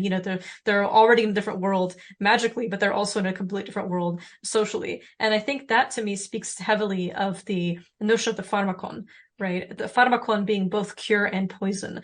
My mind immediately goes to Jacques Derrida's, Plato's Pharmacy, and thinking about the distinction between speech and writing, that speech, could be in Plato, like the original form of language of Plato and the Western tradition thereby, but writing is a later development that is external to memory, productive not of truth, but of appearances. And Derrida, of course, argues, very much interrogates this whole idea as in his theory of, this kind of the metaphysics of presence, this logocentrism of Western thought, the valorization of the word, of speech, of reason, and then the phonocentrism of privileging speech over writing, this emphasis of sound, and, and how that also takes place in the pharmakeus. I love the idea that the wordplay of pharmakon is a remedy and also a poison. Pharmakeus is a sorcerer, a magician, which therefore also contains aspects of being a charlatan by Plato. And the pharmakos is a scapegoat. These were terms that were never put in that way by Plato himself, but Derrida always reminds us that this plays a huge role in the character of Socrates, who's our first, in some way, canonical martyr, a martyr for philosophy as opposed to for religion, in however we may choose to define those particular things. But Socrates is a pharmakeus, who's this trickster, this in some ways mage who constantly irritates his community and forces them to purify themselves by considering the wisdoms that they hold dear and whether or not they are truly of the sophos, and then becomes the most famous pharmakos as a sacrifice in Athens. When he drinks the pharmakon, he becomes the most famous scapegoat. Yeah. That just made me think quickly of a shout out to our friend Cadmus and his book True to the Earth, his political pagan theology, which very much addresses oral versus written culture and what shifts from oral knowing to written knowledge due to a people and a culture and especially pagan political theologies, which is a focus. And he's just about to do a second edition of that. And I recommend people check that out if they want a little more context on what you were just brilliantly explicating, Kat. Yeah. I think for me, looking at Medea, there are two things in terms of thinking about how sort of discussion and celebration of the mysteries links up to some other bits and pieces of things we're going to talk about and we're already talking about. And partly it's the things we've already touched on of very much this conception of behind every great mythic hero is at least a goddess, if not a demigoddess. Just going through the list of the ways that she, like Olga, outsmarts a bunch of the tasks that are given to Jason. He has to battle the fire-breathing ox, and he's got to plow the field, and he has to yoke it, and she gives him an unguent, classic pharmakoi stuff, right, which anoints him and his weapons, which doesn't just give him strength, but there's a protection from fire thing, so he's able to withstand the fiery breath, which is something that definitely crops up in a bunch of grimoires as well, certain ways of ensuring that you aren't knocked over by their hell breath, if not their literal hellfire that they're breathing. And if that wasn't draconian enough, right, he has to sow the teeth of the dragon, and she helps sow confusion amongst the ranks by throwing a rock in amongst them. So this terrifying force of the dead is individuated as arguing with itself, and so can't get things done. And then she that's the other one, right? She helps fight the sleepless dragon by making it fall asleep. So literally taking the very thing that's meant to be impossible and finding a way through herbs, right? Through narcotic herbs to be able to do that and put the dragon to sleep so Jason can steal the fleece and her, arguably. So not to frame her in terms of the accomplishments of, the man, the young hero of the story, but rather to show that his accomplishments are entirely based on her. The other thing, again, I think is interesting in terms of Rubeus, especially around her, her tragedy, her goat song, is something I've been chewing on, reading this little quote from a social psychologist, Jonathan Haidt, in their book, The Happiness Hypothesis, where he frames Medea as emblematic of a feminist struggle between her love to Jason, which in some cases is artificially is the product of a love spell, right? In some cases, in some tellings, and her obligations, right? As a noble woman, as a daughter. And so he talks about this as the divided self and the conflict between id and superego, and quotes, from the play where she says, "I am dragged along by a strange new force. Desire and reason are pulling in different directions. I see the right way and approve it, but follow the wrong." And like, I think that's not a bad rubric, but for thinking about Rubeus a bit later as well, of like not just the madnesses that you couldn't see another option. Of course, I have to pull out the entrails of my boss and decorate the office like tinsel, but that you can see the other way and still like you see the right way and you even like approve it, but you still do the wrong thing. Like those self-destructive tendencies that we're not completely blind to, but pretend we are. And so like those two tensions of like her as this, powerful emblem of like a feminist retelling of some of these stories, as well as expressing some of the historical tragedies of the tensions and domestic struggles and oppressions that women who have identified with her across time have felt and dealt with and tried to find a way out from. There is a part in the Malleus Maleficarum where Medea is explicitly named by Heinrich Kramer that always gets me. And it's one of those classic, interludes where he talks about why women are, weak of will and weak in memory and full of vices and so on. There's a lovely line that says, so Theophrastus says, I'm reading from the Malleus Maleficarum, if you hand over the whole management of the house to her, but reserve some minute detail to your own judgment, she will think that you are displaying a great want of faith in her and will stir up strife. And unless you quickly take counsel, she will prepare poison for you and consult seers and soothsayers and will become a witch. But as to the domination of women, hear what Cicero says in the Paradoxes. Can he be called a free man whose wife governs him, imposes laws on him, orders him, and forbids him to do what he wishes, so that he cannot and dare not deny her anything that she asks? I shall call him not only a slave, but the vilest of slaves, and if even he comes from noblest family. And Seneca, in the character of this raging Medea, says, why do you cease to follow your happy impulse? How great is that part of vengeance in which you rejoice? And then he, says a further proof of why women need to be, governed and educated as the she-harpy children, trapped in the bodies of adults that they are. But I absolutely love this, the raging Medea, like, you can't, bitches be shopping, as they say, but also, you get, like, I just love, as much as I find this stuff hilarious, but I think there's something there of like the frustration of the ego there and being like, oh, I can't do anything, even though you just, you work a full shift taking care of our children and our home, and I can't say a single thing or else you prepare a poison. Oh goodness, the kind of self-victimization of a lot of that kind of misogynistic language is always incredibly topical and important to examine. But the raging Medea, right? The polemics of love, hate, and greed. The desire to have the access to sex, the access to a caretaker, a homemaker, a mother. Someone who'll do all the rearing and everything like that, but who cannot speak against, but who is also, even if she's from your culture, is still foreign nonetheless because of this suspicion of this inherent power, of this connection to other things, of this inability to empathize with her humanity as someone who is ultimately, privy to the exact same capability of having a deep internal, monologue as you are. And yet at the same time, it's funny because the witch is so obvious, a non-human monster, but yeah, the average, I think when misogyny casts, women as inhuman by nature of, being unable to sympathize with them, I think there's a reason why, Kramer is going to call you a raging Medea, when you speak out against this sort of thing. Yeah, totally. Yeah. I think there's a wonderful explication there of not just love and hate, which again we'll maybe get into when we talk about toad minerals, but this burning friction and conflagration at the core of at least Western conceptions of like love itself, right? Mm-hmm.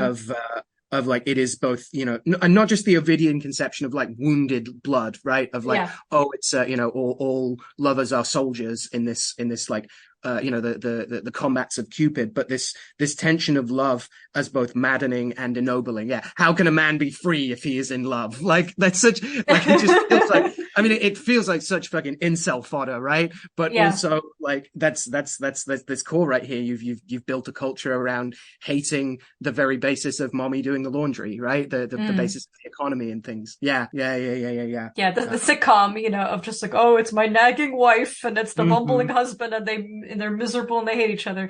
But you know, there's we'll obviously get to Toadstone later, but you know, there's a bit of jading in every drawing, if you will. That I think will certainly come about. Yeah. So I love that conception of when you know, we follow the monstrous, that you find the witch at the end of the pointed finger, right? Like you find, if we're monstrous, okay, let's have fun with it to an extent. I was chariot taken. I'm sorry. Yeah, I think it's interesting. Being chariot taken actually is you know, the anticlimax of those scenes in drama where Medea is invoked and she flies off in her chariot, and it's always like this very Deus Ex Machina right at the last moment that the witch, of course, can escape through the supernatural means, and would that so many other people accused of witchcraft could escape through such means. Right. But anyway, I was just thinking about what it is to be chariot taken. Okay. You got really into your rendition of Shakespeare's Tempest, fashioned after Medea, right? And yeah. On your merry way, yeah. Absolutely.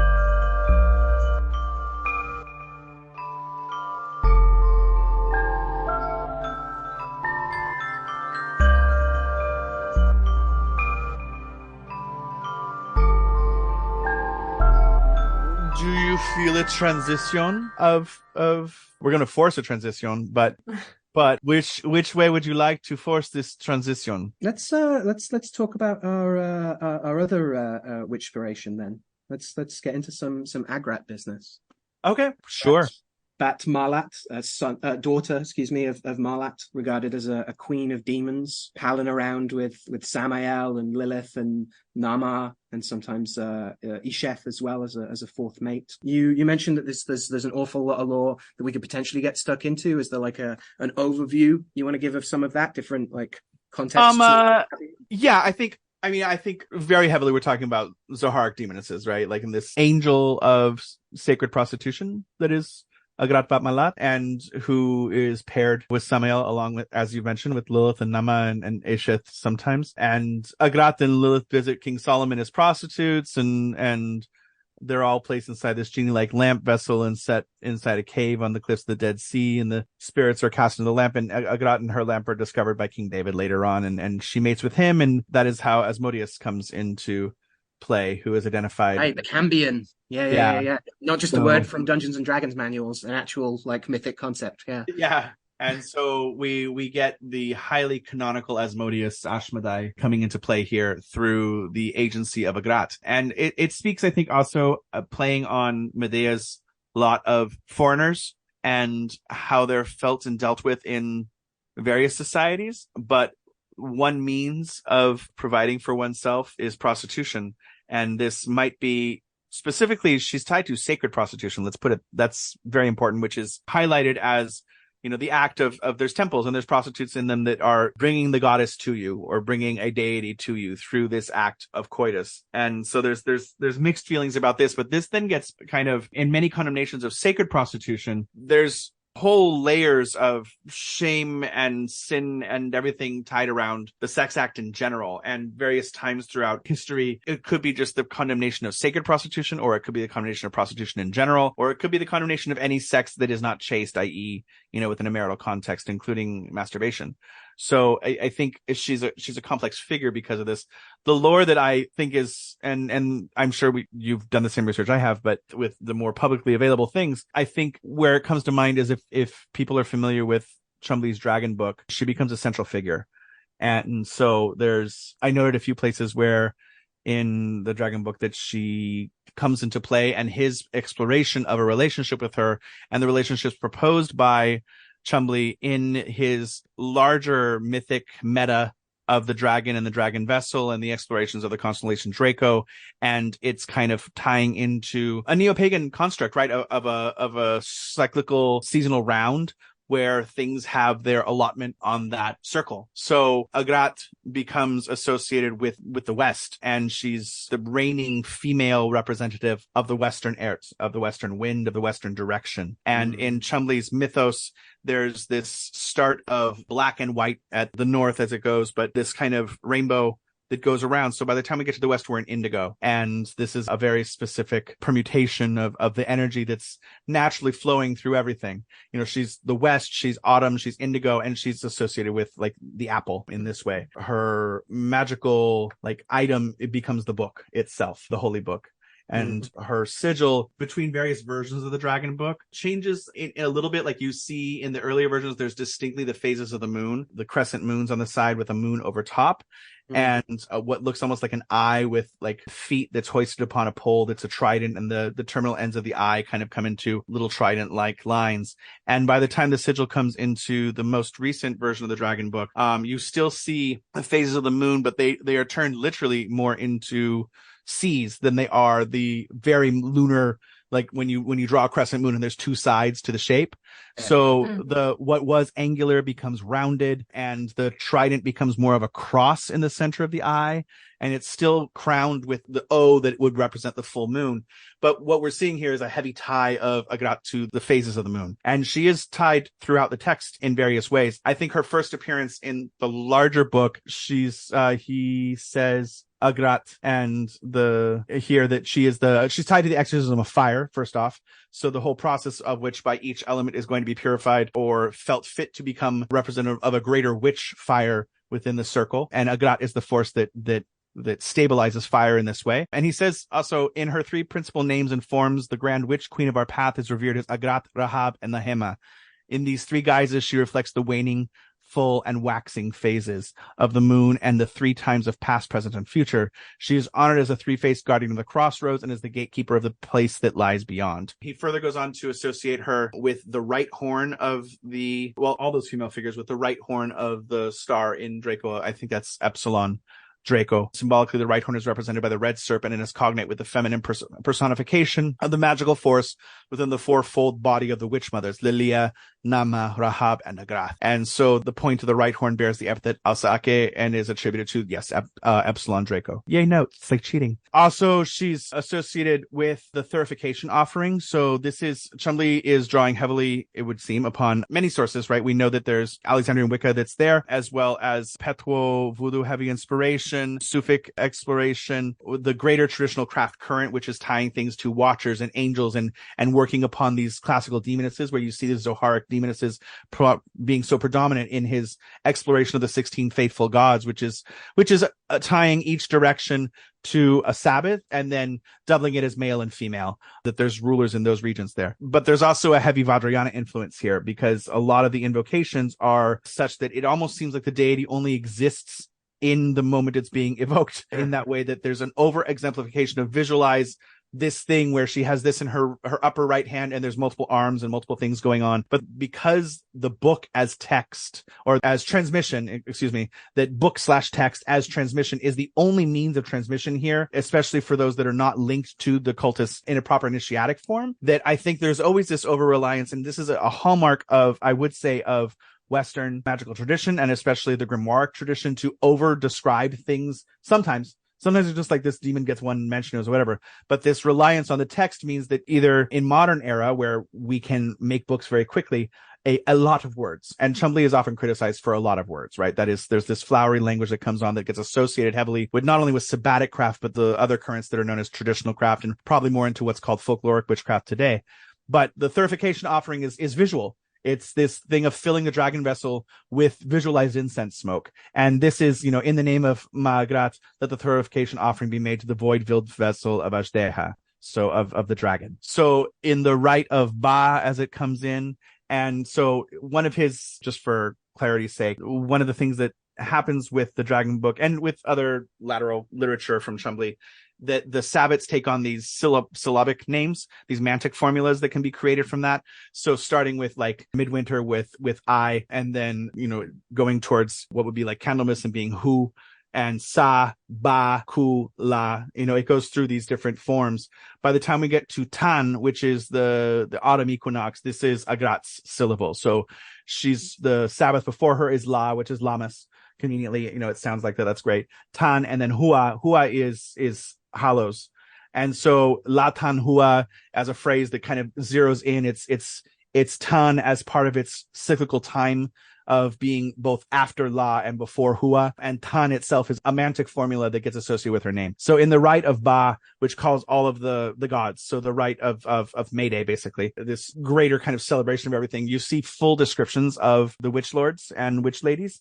And so when Agrat, where her sigil is shown here, the mantic formula is Itan or Aitan Agrat. She's described as the Western guardian, and the invocation is short. So Agrat, O Agrat, blood mother and matriarch, great lady of the Western air, guardian of the right-hand pillar and the leaden gate of Zephyrus, we bid thee to hear us and to be here with us. Be thou before us as the blue-faced hag, the hostile goddess of terror. Appear as the nymph in the aged mask to embrace us as the pale-skinned mistress of evening, as the skin-turning maid with the dancing face of time.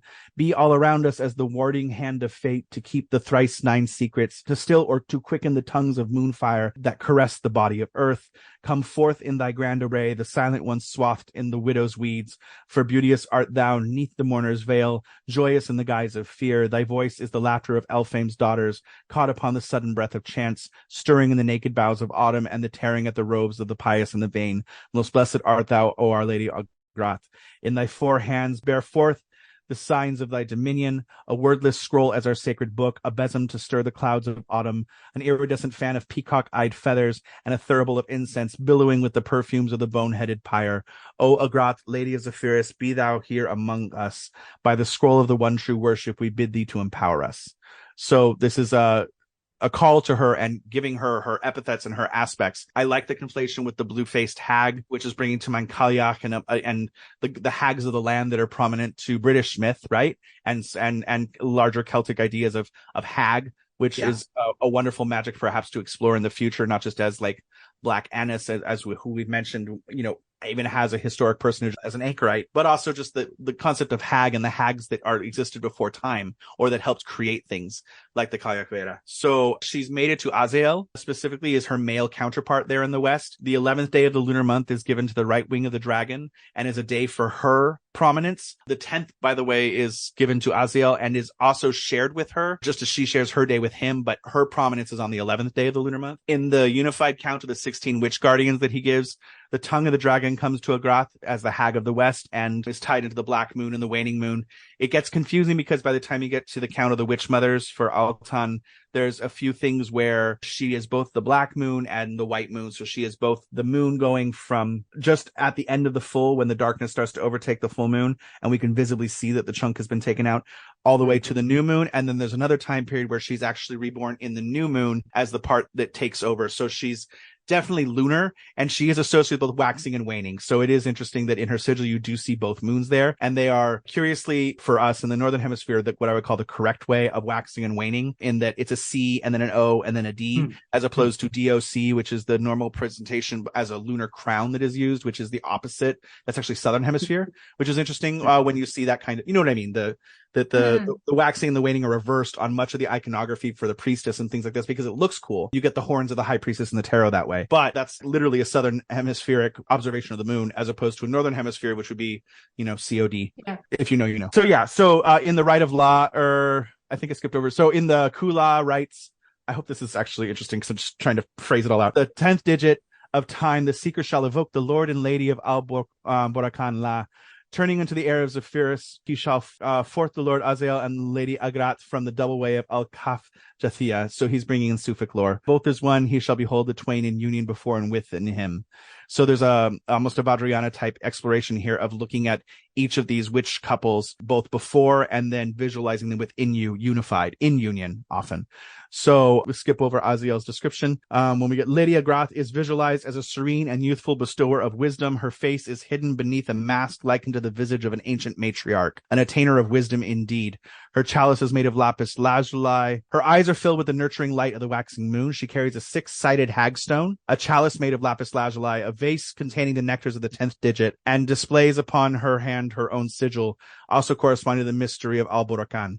Both deities stand naked upon a cloth of dark blue silk, all bestrewn with the iridescent skins of spirits and covered with an offering of peacock feathers. In coition, the lady assumes a superior position.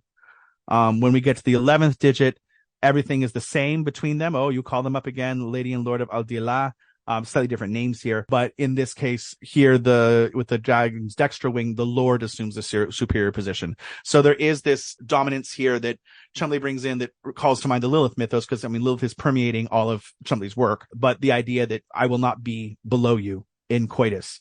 And so here in this order, the 10th digit comes before the 11th. The 10th, the woman actually assumes the superior position first. And in the following ones, the lords assume the superior position. There's the address to the Watcher of the Western Quarter that comes later, where you do see Cain here invoked as the child of Agrat Azael, and Cain as La Tanhua, which again is Tan is therefore the festival of the autumnal equinox as part of the calendar round, not as its own unique energy, but it's something that follows La and something that comes before Hua. So all hail to thee, La Tanhua, Cain ben Agrat, Kamena bat Azael. So here they're saying that Cain is the son of Agrat, and Kamena, his wife, is the daughter of Azael. And then it's also worth mentioning that in the rosaries that are described in the Dragon Book, it's going to be 14 indigo beads and 3 white beads repeated 10 times. So the unless you're doing the book, it's not necessarily important, but I think that there is an establishment now so much within the Dragon Book and its popularity that to associate Agrat with indigo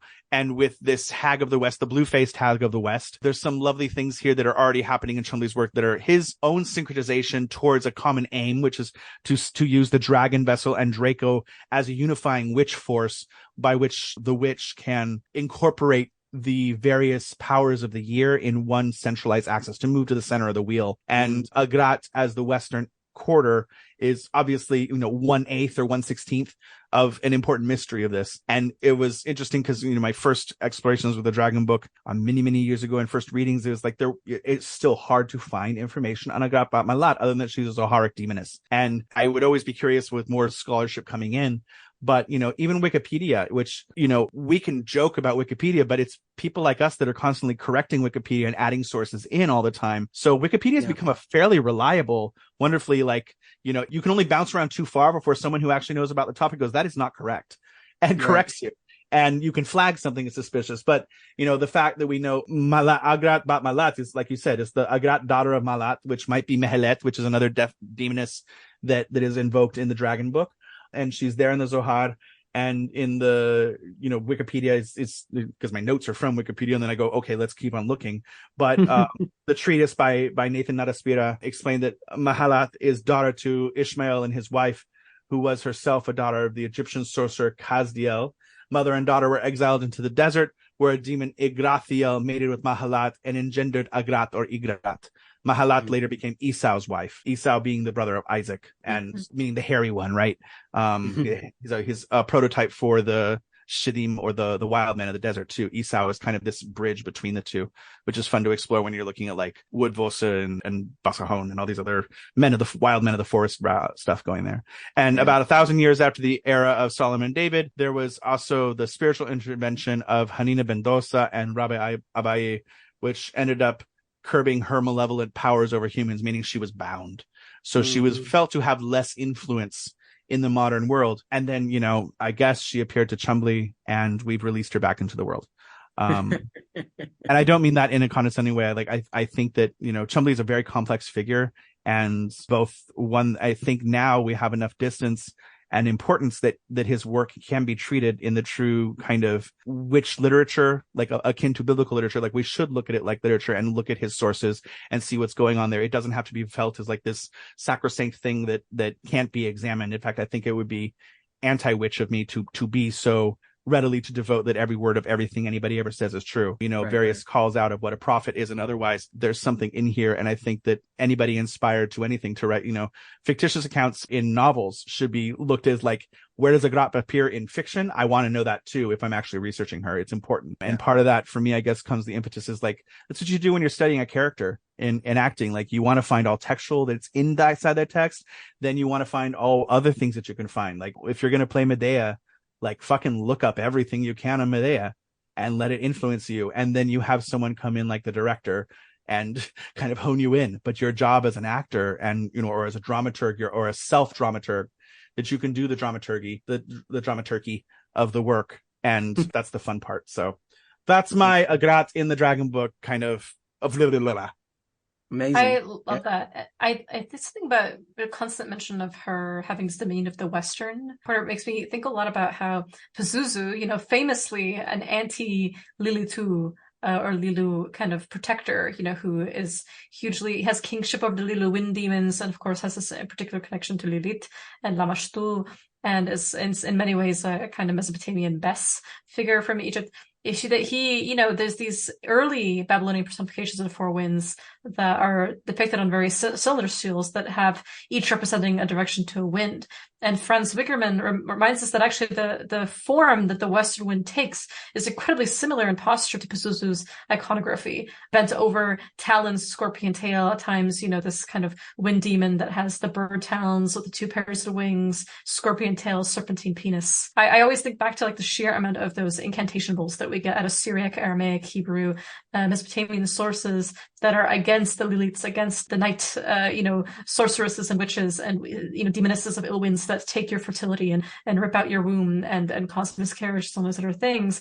And of course, naturally, Agrat herself, there's a little notes that I was reading about from the Yalkut Hadesh that she's referred to as the dancing roof demon, which is not, which is an epithet that you've seen in other places for these, demonesses that take the fertility, that bring the ill winds forward, that, you have so many, I would say the vast majority of these incantation bowls, which certainly are for other things, including winning court cases and many other things, is 100% to protect, against these demonesses. And I love the note as well from, I'm trying to remember, this is a Kabbalistic commentary on Tubal Cain and Nama and Samael, and you get this understanding that Agrat is the mistress of sorceresses. She communicated magic secrets to Amemar, who is a Babylonian rabbi, one of the fifth or sixth generations, and so that's something that always strikes me as so fascinating. This is, the dancing on the rooftops, this notion of, the Western winds, which Pazuzu himself defends us against these demonesses. That's why he's so fearsome. And long before the exorcist kind of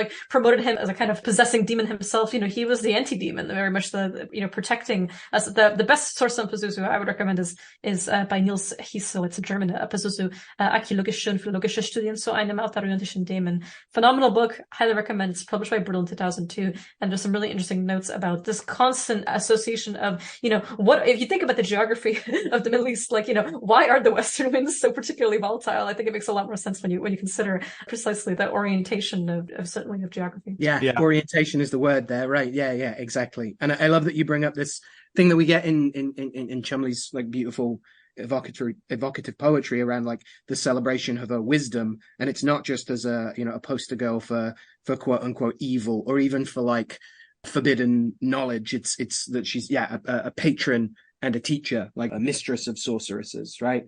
I think there's a lovely thing to consider too within, because witchcraft is always associated with sex in some way, right? This is part of witchcraft's angle, or at least the witchcraft is enacted upon the people that you have sex with, because it's such a familiar, pun intended, thing. You have to be familiar with the person you're cursing. I mean, it's actually an interesting thing to talk about another time, but about cursing institutions or cursing high up people, it's without the personal connection, it's actually very hard to curse an institution, right? Because this is its own form. Institutionalization is the depersonalization of something, the defamiliarizing of something, even though it becomes more familiar to a larger populace. Anyway, right. So before I get on that tangent, because tangents are a thing, with Pazuzu itself, it's better the devil you know. But with this idea of working with sacred prostitutes or demonesses that are known for prostitution, because so much of demonesses across the board are going to be sexual, right? There's always going to be this, whether it's a patriarchal fascination. But I think one of the things that happens within tradcraft and I speak of this from what we know of the historical record, from the 1920s onward, this working with demons in a witchcraft form that is not just saying that you are hearkening to a pagan ideology, but that you're actually naming that, no, I'm working with this demoness and that she's coming and teaching. And I hope to explore this with Porterfield at another time, because we can talk about the figures like Lilia, who were never goddess, right? Historically, they were always demons, and there's a different form there. And what it means to bewitch and transgress this boundary of what is considered goddess or demon. And because we bring in that quote that I love so much that Al always has to remind me on what the exact quote is, but that witches worship and sorcerers conjure, and that witches will worship demons. They will put demons in the place of gods.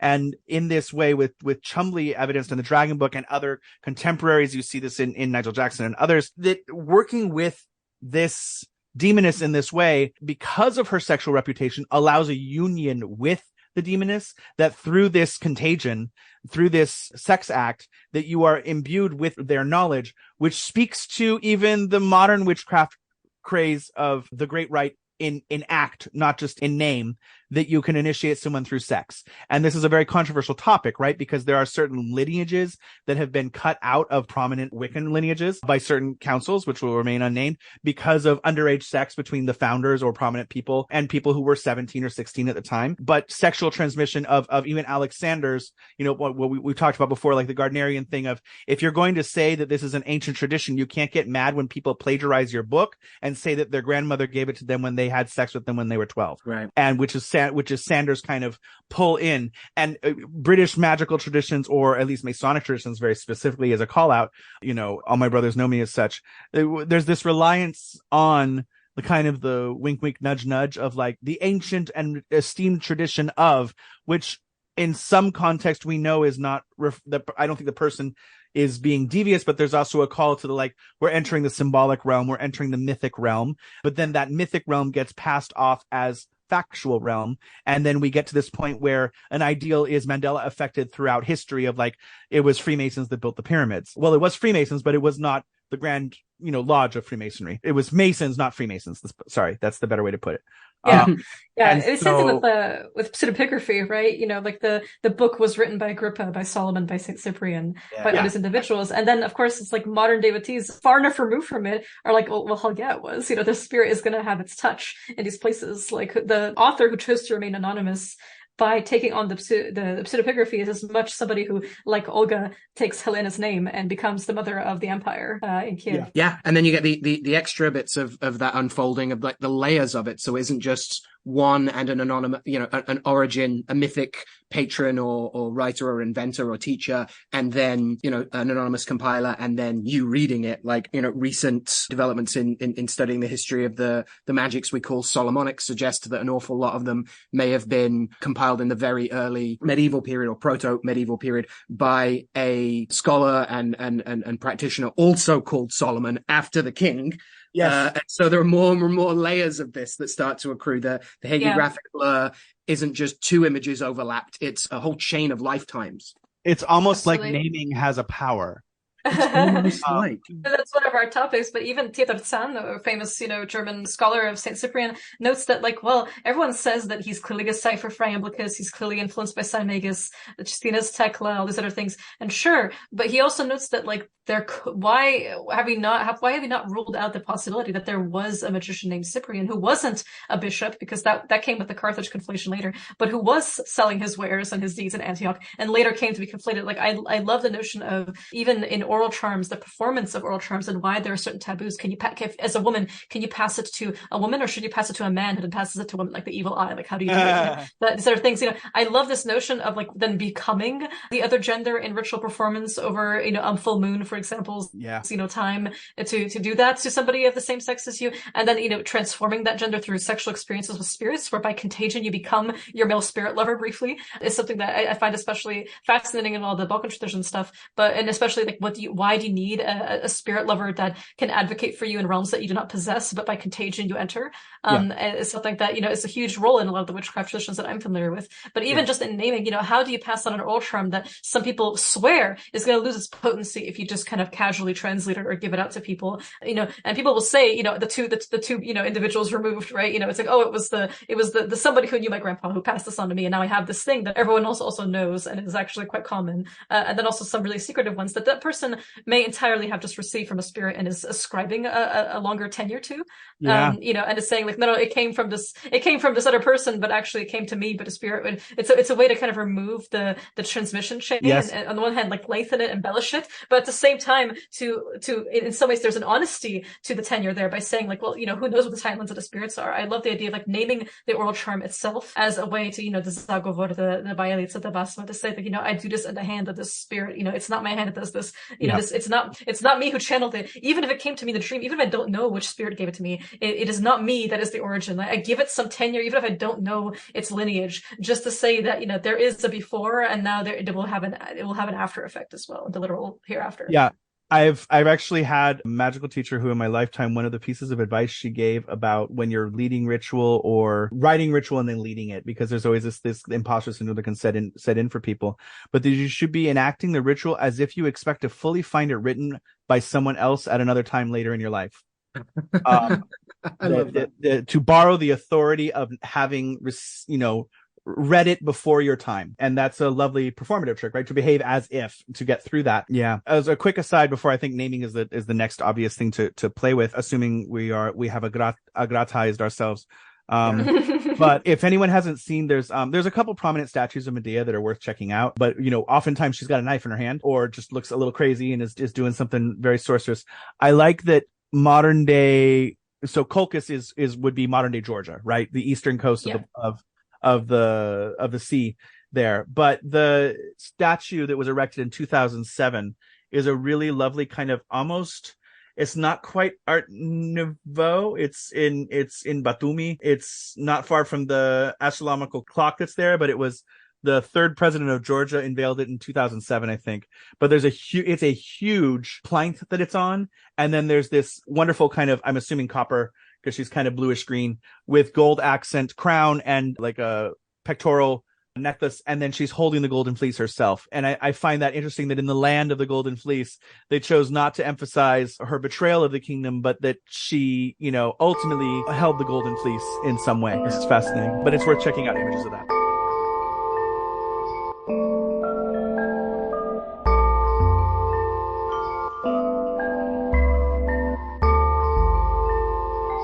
So, speaking of mythic powers, you mentioned this briefly because it's fresh on your mind, and I think that's part of the beauty of any recording, right? Is that it's capturing the terroir of where we are individually at in our own researches and passions.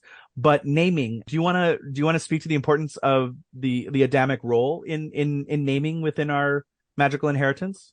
Yeah, absolutely. Sure. Yeah. I mean, for a start, naming is a great like style of magic because it gets us into, and I think hopefully out of, some of the habits around thinking about correspondence, which is something that we've been niggling at in various ways and kind of picking apart where it's emotionism, where it isn't, where it's sympathy, where it isn't, where it's passwords of the universe and where it isn't. So sometimes naming itself is given as a full like law of the magical universe, like sympathy or reflection, like naming, like true names. And obviously that's we're talking about like, you know, looking at fiction as like modern urban myth. Like there's a hell of a lot of that in all sorts of fictional portrayals of magic, that like knowing the right name sorts you out. The thing that has been, that's been most on my mind of late after putting together a presentation for the Salem Witchcraft and Folklore Festival on it is exactly that, is the namings and the magical speech acts of Adam, the first father,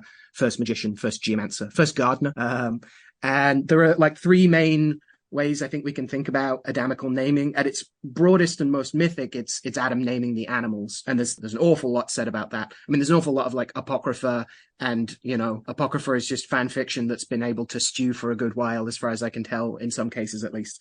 So there's an awful lot of stuff about other kinds of magics and various like superpowers that both Adam and Eve or Hava have once they get ejected from the garden. And you've got the book of the Ratzialis, which gives us the other kinds of magical speech acts that are more specific than just giving the name and speaking to and philosophizing about the nature of the animals with the animals. I'm really interested in that naming and where it's pacting, and where we can unpick again through a bunch of really great feminist scholarship notions of what does it mean that the first man and first woman were said to have dominion? What does that mean? When is that control and when is that caretaking? So you get the speech acts of the Ratzialis that it's given to Adam and Eve by the angel Ratzialis, generally translated as the mysteries or the secrets of God, which is like how to survive in the woods. That it's said that, you know, God feels bad for them, or the angel feels bad for them having to leave the garden. And so they give them this book of wisdom, which includes the magical speech acts of the the semaphoros, which are particular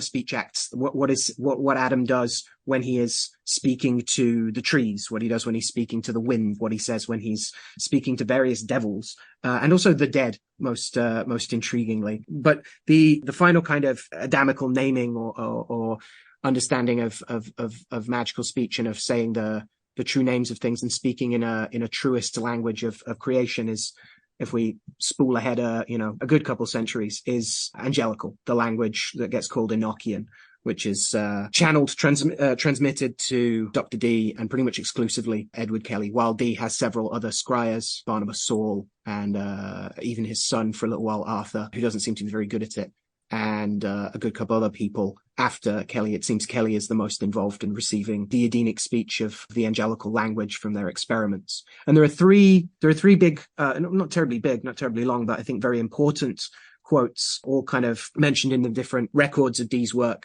And after all, Dee is remarkable, not just because of the unique historical vantage and actions he had and took part in, but also as someone that wrote the damn stuff down so that we get to read it now.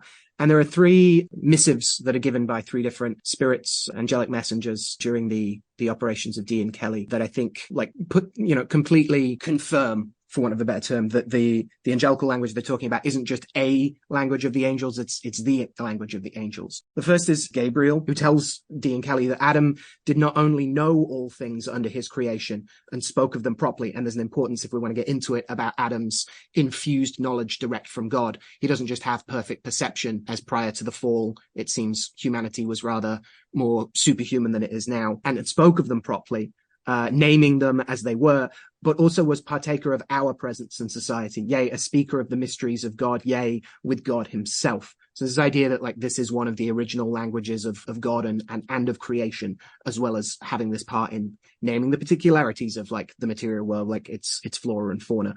The other is from Raphael, after introducing themselves very obliquely as the medicine of God and speaking a lot about the elixirs and the moistures that they were gonna pour out, so that Dee and Kelly could pour them out in this slightly apocalyptic take on, if not healing the world, then at least ensuring that a righteous few survived it.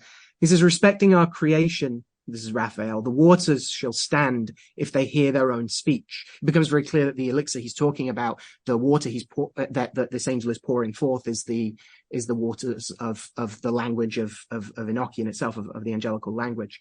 The heavens shall move and show themselves when they know their thunder. Hell shall tremble when they know what is spoken to them.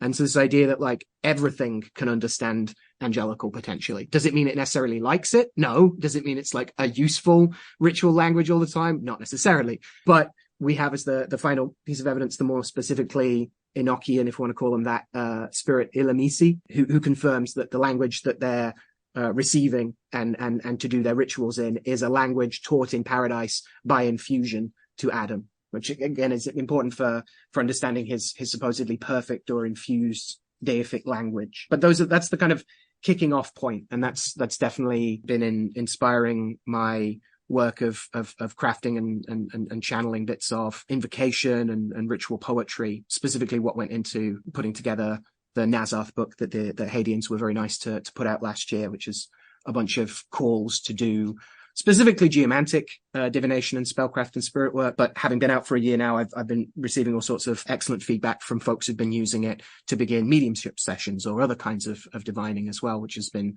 very, very gratifying and fascinating to continue exploring. So that was mostly what I was excited about to get into naming, along with all the wonderful folk tales about not just what Adam gives to the animals or bestows on them, but also what the animals teach him back. And my favorite, obviously, from the Quoth Raven blog I've been doing of late is the teaching of burying, which we find across the Abrahamic faiths, that before Adam and Eve know how to bury Abel, they see or a raven, sometimes a crow. Corvids very much metamorphose into each other across that kind of heraldic understanding in many languages, that the raven buries one of its own and kind of shows them what to do. And Adam even says, I shall do as this raven does. And so they learn how to put their dead back in the one tomb and womb of Mother Earth.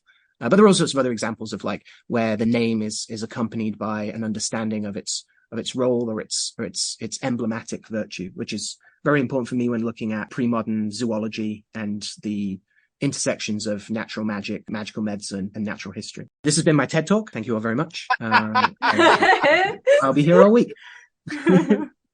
Yeah. So there's a bunch of themes there. I mean, I don't want to limit talking about the power of names to just banging on about the first geomancer, but I think it's an important, at least, grounding and context for us when we're talking about other kinds of namings. There is a terrible song, sorry, musical theater fans, in okay musical, Children of Eden, which was like senior year. I was in a cast of it for the girls' school up the hill. Catholic schools, you got to trade your leads. What I remember from the part where God is calling Children of Eden, first act is Adam and the expulsion, and then dealing with Cain and the murder, and the second act is Noah's Ark, and dealing with the parallels. And the hardest part of love is letting go is the song that God sings that Adam reflects later on. But it's Stephen Schwartz, who also wrote Godspell and Wicked and Pocahontas and many other things. So anyway, before I go off into musical theater, it's imprinted in my brain. Come and gather in the meadow, in the sun. Come together, everyone. Now the naming has begun. Leave your burrow, field, and furrow for the meadow and the sun. Come and gather, everyone. Now the naming has begun.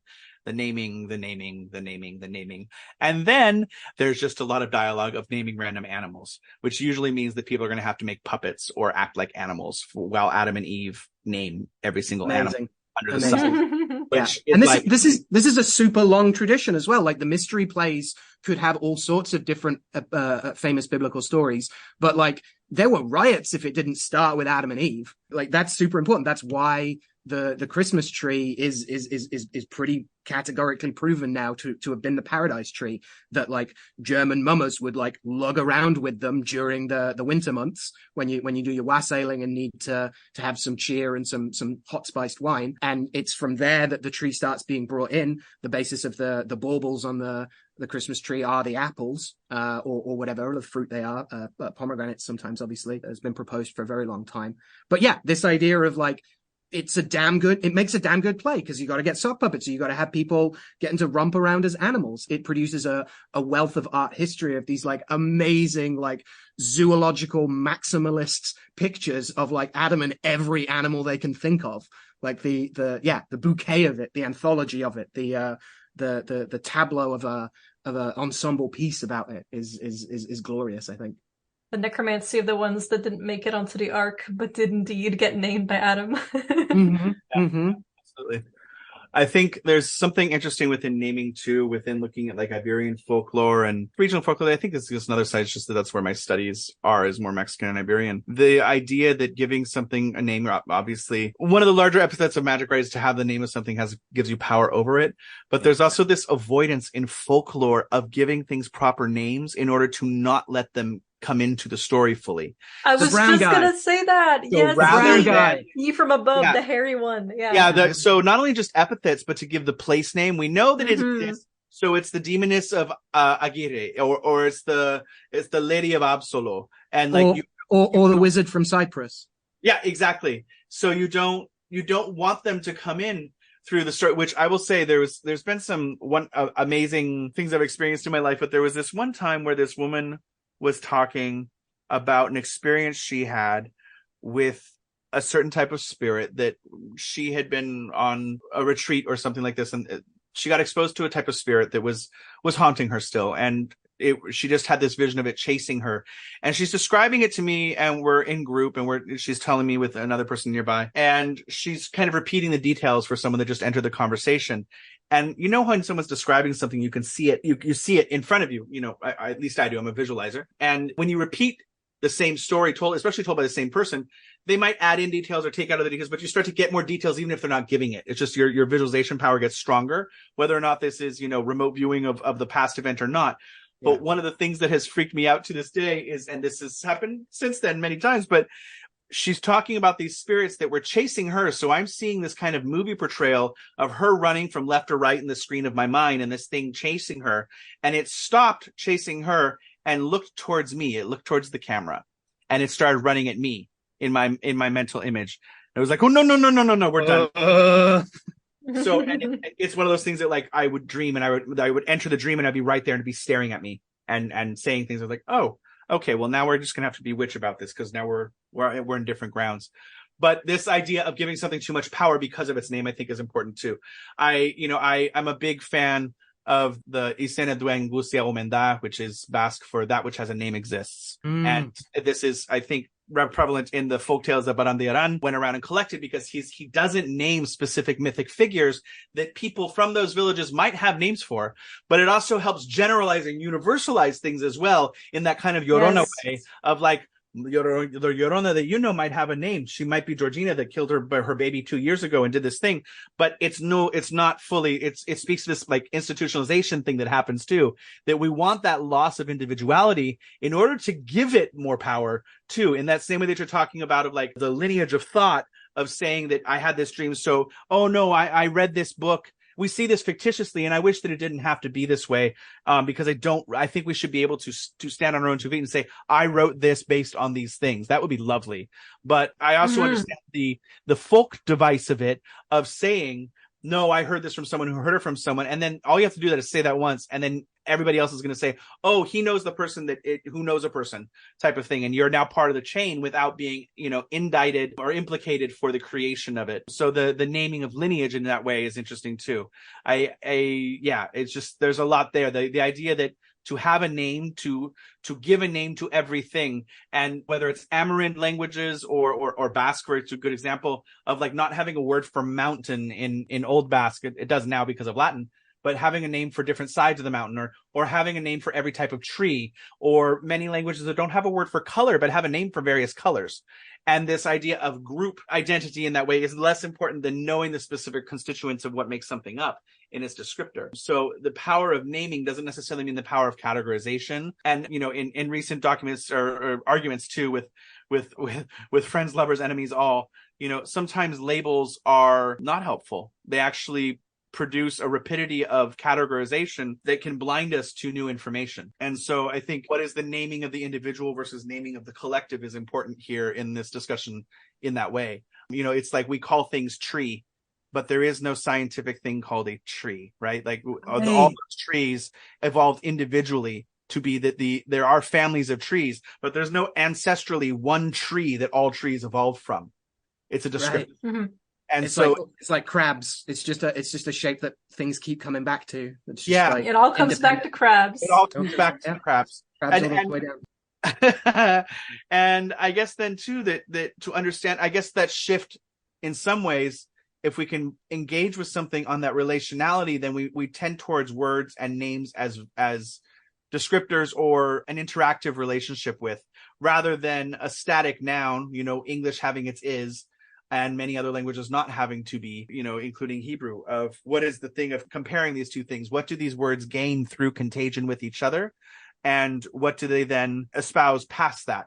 Exploring both metaphor and metonym in the relational pairing of things. That for English, we would just statically say, I am. I am sad.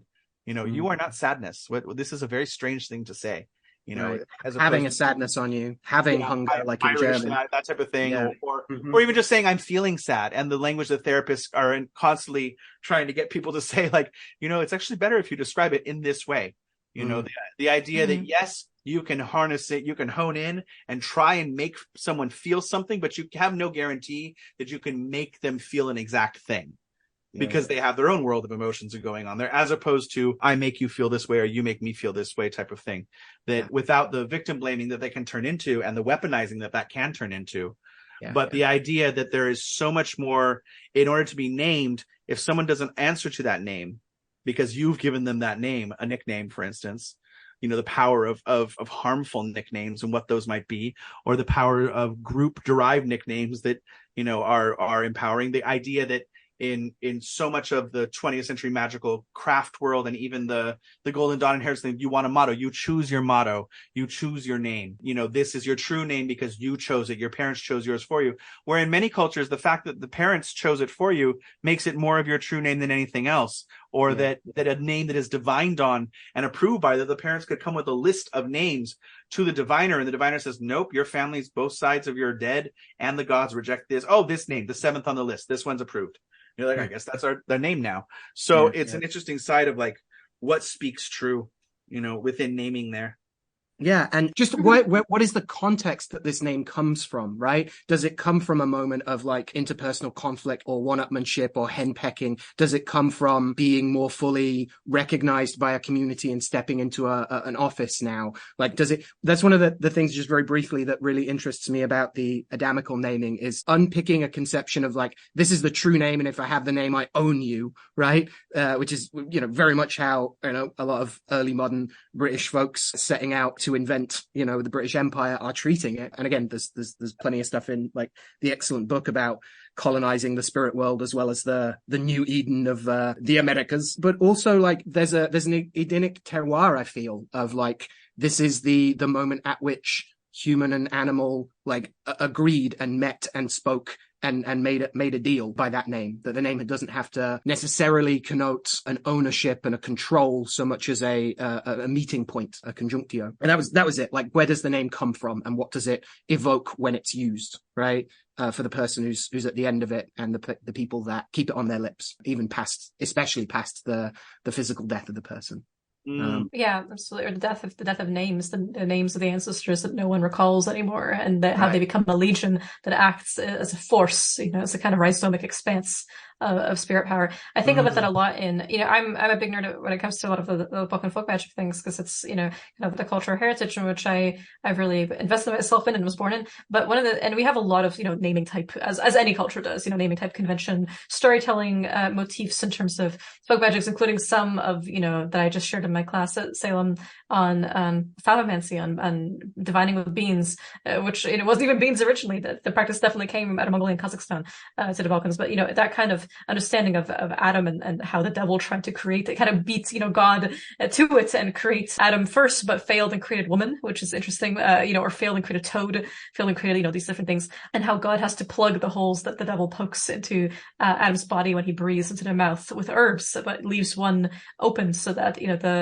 spirit still flows forth and therefore ages and becomes mortal, which it becomes the whole cipher. Like, your true name is supposed to go into that hole. It will leave with the death of the body, but in the moment that the name and the spirit are separate and yet congruent to the kind of entwining serpents, and becoming a whole metaphor for the mating of serpents and how they dance across each other and is coiling. There's plenty we could talk about in terms of interesting conventions of naming spirits. One that I love and really want to kind of catch on to was the avoidance of names, because of what the literally overstaying their welcome, because they were named in your house. So if the house is like a body with organs and all, and spirits and saints that own every part of it, then to name a guest as anything but a guest, or to give them a name that is anything but, a nickname at times, can essentially imbue the house with a certain level of that person's tenure. So, for example, there's actually a very common thing, if you've ever been to a Serbian person's house, you probably experienced this, which is slatko, especially if they're living in Serbia, is you come in and they give you a glass of water, a spoon, and a bit of slatko, which is a kind of runny jam, or so berry compote. And, you eat this first before you gossip, before you get everything off your chest. You eat this, and you put the spoon in the water and you drink it. And this sweetens your tongue, right? Let's not talk about, horrible things. Let's talk about sweet things. And this is repeated in the amount of times when, in some of the rituals that are done to Saint Petka, a favorite saint of mine and Jesse's, in terms of herself constantly blurred with other Petkas, with Sati Petko, the male guide of the Saint Demetrius, who is deeply associated with mice, and the kind of the mice that assist Petka and the wolves of Demetrius in clearing the fields, is that she allows for a certain level of like inviting the spirits that are non-human in under a safe guise, but you cannot name them, even if you know them very well, even if you have pacts with them. When they're under your home, when she's making her table and setting the table for the guests, as they're called, they are guests, they are sugar, honey, sweet one, sister, like cute things like that, but they cannot be named, because otherwise they might, not only would they stay and start, if I am named in your home, then I can own a part of your home, and the home as an organic entity will not necessarily resist every parasite, to put it lightly, will certainly allow things to accrue, and suddenly you have to rearrange every part of one room, because the spirit decided this is how it's going to be now, and this is how to carve out a room for themselves, and how the way that spirits colonize shrine spaces and overflowing IKEA furniture is. But I think that something interesting to this is how many times it comes up in the folklore that you need something, a vessel, a basin, something by the head of the bed to spit into when you wake up. and to spit into before you go to sleep, so that the last dregs of the thoughts that you were having of people and places. The first spit before you sleep is so that you don't enter their dreams. So if you want to enter dreams, if you want to haunt them and change their mind about things and rename their thoughts in the wonderful ways that, witchcraft gaslights through its power, it would be to swallow it and to think of that person as you're swallowing. Very sexual metaphor, of course.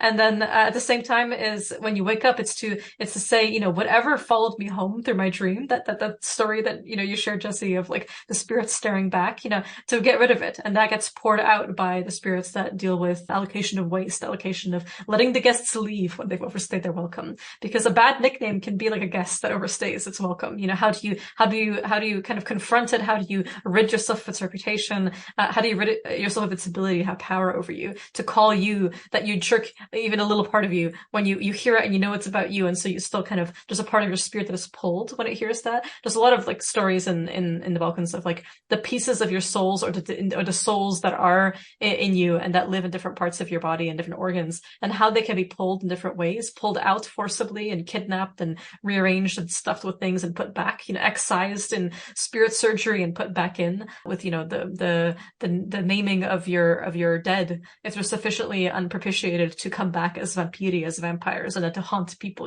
The witch takes your ancestors and turns them against you and makes them her familiars. The fact that, the female sort of power of female witches, Veshtice, so feared because they can, but simply by showing their genitals to spirit, they say, remember that I can eat you and make you my son.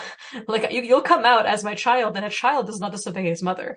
So it's one of those things of like, fight your enemy, but you turn their great grandfather into your child by smearing your pussy all over his grave and coming to him naked and wallowing and retching and screaming and howling and rubbing the dirt on your nipples and everything and orgasming, and then you come out, and next thing you know, you've birthed a spirit that is not quite the grandpa, but not quite, not the grandpa. And that comes back and haunts this person and recognizes only your authority and not the prayers of the church that might try to, the only way to fight back against that is rebaptizing this new spirit and attempting to exercise it that way. And to exercise is also to conjure. It's the swearing of the oath, right? Which, to name is to swear the pact, the new name that arises in friendship and love and all these other things. And in communion with spirits is when a spirit names you, it knows how to call you if you accept that name. It's not just like, oh, cool, I got a fancy name. It's so sexy. It's also the rejection of names, I think, is important. It's like, I love the divination story that Jesse just shared of like being able to look into different aspects of, what is appropriate for a child to be called by, what is their name. But at the same time, there's all these different stories of like a spirit comes and calls you darling, and you say, don't call me darling. I'm not darling, because that means they can come into your bed next to your wife and be like, I don't like her being here. I don't like her smell, and she needs to leave, or I will hag ride her and tear out her womb. So it's like, no, I'm not darling. So with a fairy, you don't see her face, but she's got that beautiful shining hair, and she's sitting on an elder tree, and she's combing it out with a birch comb, and she's slowly turning her face to look at you. To look at her face is to know, even if you don't know her name, it's to know a form of her, and to know her face is to be cursed, because now she can follow you anywhere. And now, no, I'm sorry, my lady. I'm off. I'm simply on my way. Goodbye. And you don't even say you're beautiful. You just say, I'm sorry, my lady, I'm going. And that's something that is something that I remember very well from being a kid in Western Serbia in a village. Is my grandpa was saying, like, if you see the pretty lady on the tree combing her hair, I'm sorry, my lady, I have to go. If she gives you a riddle, it's one of those things of like even the face is a glyph of the name. It is recognizable immediately. And why would a spirit lover not show their face to anyone but you? Why is it shadows when other people see that spirit, if they even see it in a human form? So they cannot call it. So they might know it's there, but they cannot call it, and they have no authority over it other than, and that's also one of those things of like in spirit marriages, which are so important in a lot of the kind of witchcraft traditions that I'm privy to. It's like, why does the witch lose the name? Why does the spirit lover never call you by the name that your parents gave you? It's always my wife, my husband, my groom, my bride, mine, because that is the relationship you have now in the spirit world. Nothing's going to obey you without the intercession of that spirit. Nothing is going to, even if you cultivate your own power, it is through the authority and through the borrowed authority of the marriage, of the recognition that spirit has. So it's like you are theirs. You speak to a really important point, right? The immutability of the pronoun is huge. to go from a wife to my wife or anything like this. The overly familiar. In a lot of Spanish fairy lore, you have to use the familiar with the fairy queens specifically, or they get enraged. But there's also a lot of lore that actually is to the opposite. That if you don't want to be riddled with fairies, do not use the familiar with them. You have to use the formal, and that you would refer to them as, even though we say la dama and say, the dame, the lady, but she wants to be spoken with in the familiar. And you're like, whoa, I haven't gotten there yet. You're like, but my son, my lover, my love. And this is one of the things that's interesting, because in a lot of Spanish culture, Central Spanish culture, the Madrileño, yes, there's a lot of courtesy that's borrowed from a lot of court mentality of being overly familiar with oh, my darling, my sweet, my most lovely person that you just met, and being effusive. But a lot of the country mentality, especially in the autonomous regions, Galicia, Basque Country, Catalonia, that to be overly familiar in this way is shunned. Like the waiter is not your friend. You don't thank them that much. You don't say please too many times. It's sufficient to say something once. But the politeness that is epitomized, especially by what in Spain would be referred to as British culture and American culture by extension, that there's this overly please, overly thank you, it's like, I am not your friend. Please do not assume that we have an intimate relationship just because it's this thing. Am I not doing my job? Because I'm your waiter. Last I thought, I'm not, you're paying for this food, right? It becomes this cultural thing there that shifts with the overly familiar, which is its own form of naming that you're referring to too, with like nicknames, the tendency of like an American naming politics of like, I can't pronounce your name, I'm going to give you a different name. Sheer ownership that you now just exerted in the colonization of this person's culture and name. The fact that within Yoruba culture, right, you're not supposed to give nicknames outright. The nicknames are changed over time or exposed to different things. Names are added, but because a person's name has oriki, has praise poems associated with it, they are written, they are contracted when a person is born and their name is codified within the family. You have praise poems that then play on expansions and contractions of that name. Because Yoruba is a contractive language, you can have a sentence codified in a name, and then you can blow that up and play with that, the different tonal endings and how things go. So to give someone a nickname is to deny them and cut them off from the very power of their name. But in other cultures, it's viewed as, oh, it's familiar. This is now something between us, and this is a fun way for me to refer to you. But it's often just differences of cultural backgrounds there. But it's so interesting because it is still giving control to the name, but it's also seen people flat out say like, that's not my nickname. I don't go by Debbie. And some people are like, wow, they're getting so offended by it. You're like, but I also understand. Hey. And also names that are not shared outside of the family or not with other than your lover, and having different names, like it's like reading a Russian novel, right? I don't know who's who. And then you get into like colonial Spanish stuff, and like everybody has 5,000 names, and they're 20, or they're all in there, and everybody gets referred to by their middle name or by their second middle name, or your cousins call you by, your confirmation name. And you're like, which one is which? I don't know really, so I just think names are wonderfully complex in that way. And the things, if we're going to talk about naming, extend to things like nicknames, epithets, euphemisms, and the relativity of the first and second and third person, of how odd this is, that I understand what I'm saying when I say I, and you understand it when I say I, and I understand it when you say I. And this is all part also of the power of naming, because naming is one of the hallmarks of our language, right? Like we're naming concepts, we're naming colors, in the sense of like, this is all the things that I collectively have been told are red in my life is what the color red is. But I have no way, as the Matilda musical will point out, to know that when I say red, if it's the same thing as you mean when you say red. Yeah, something that always comes to mind with regards to, I always love kind of looking into the courtesy aspects of like politeness cultures of different places and how that relates to spirit lore. Like I love the whole thing with like fairies and like what, no, I'm not your son, not your lover, not your sweet one. I'm just moving along. That's right now I am the one that moves along out of your path. Is also replicated in so much of, we mentioned before, like, witchcraft of contagion by sex and contagion by identity and mingling with marriage. What happened was to pronounce two individuals as one and having that shared reputation. But at the same time is so much of the witch folklore that I'm familiar with out of many places in the Balkans, not strictly just Serbia or Bulgaria or Croatia and Bosnia, is that, to witchcraft initiations are typically, entirely non-consensual. It happens voluntarily. People can seek it out by sleeping under certain trees, by trying to find someone who could pass it on to them. But it's generally only at the hands of spirits that tear you apart and cannibalize you and vomit you back up. And if you survive, you have no name anymore. Your name is a wound. Spirits see that as they see the death of the human identity, and they see the borrowed time of the witch power. That is, not fully one with the spirits, and then therefore having license to do whatever you want with them, but not fully ever again part of the same community. And so I think there's something fascinating about your name being a wound that then, gets, and the way that you manifest that power becomes your reputation. This is the thorny one. This is the one whose eye is like a prick. This is the one who's deft with the hands, and they sew like on the loom. I find that stuff absolutely fascinating, and I think it just speaks to the power of what it means for your name to be frankly just immolated and rendered null after initiation. Yeah. We're into like desecration, ostracization. To remove, like, even, whether you're talking about like big hieratic things like the pharaohs that carved their names extra yes, pillars. I was just thinking so about that. Yeah. Removed from history. To look upon my works and tremble, ye mighty, all that kind of biz. To deficciones, right? To not just naming the person so that the spirit knows who to go and give terrible dreams to, but also to scratch out their power to an extent.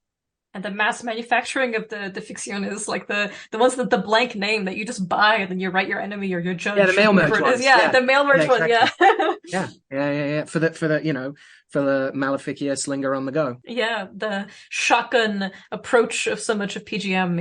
It's like, the spirit, who knows who you are, who knows who you serve. Here's a list of, like 60 names. Like, you'll bow to one of them, right? Oh, okay, it was Poseidon. Okay, cool. Yeah, so I'll do that with Poseidon. Right, just covering my bases. Yeah.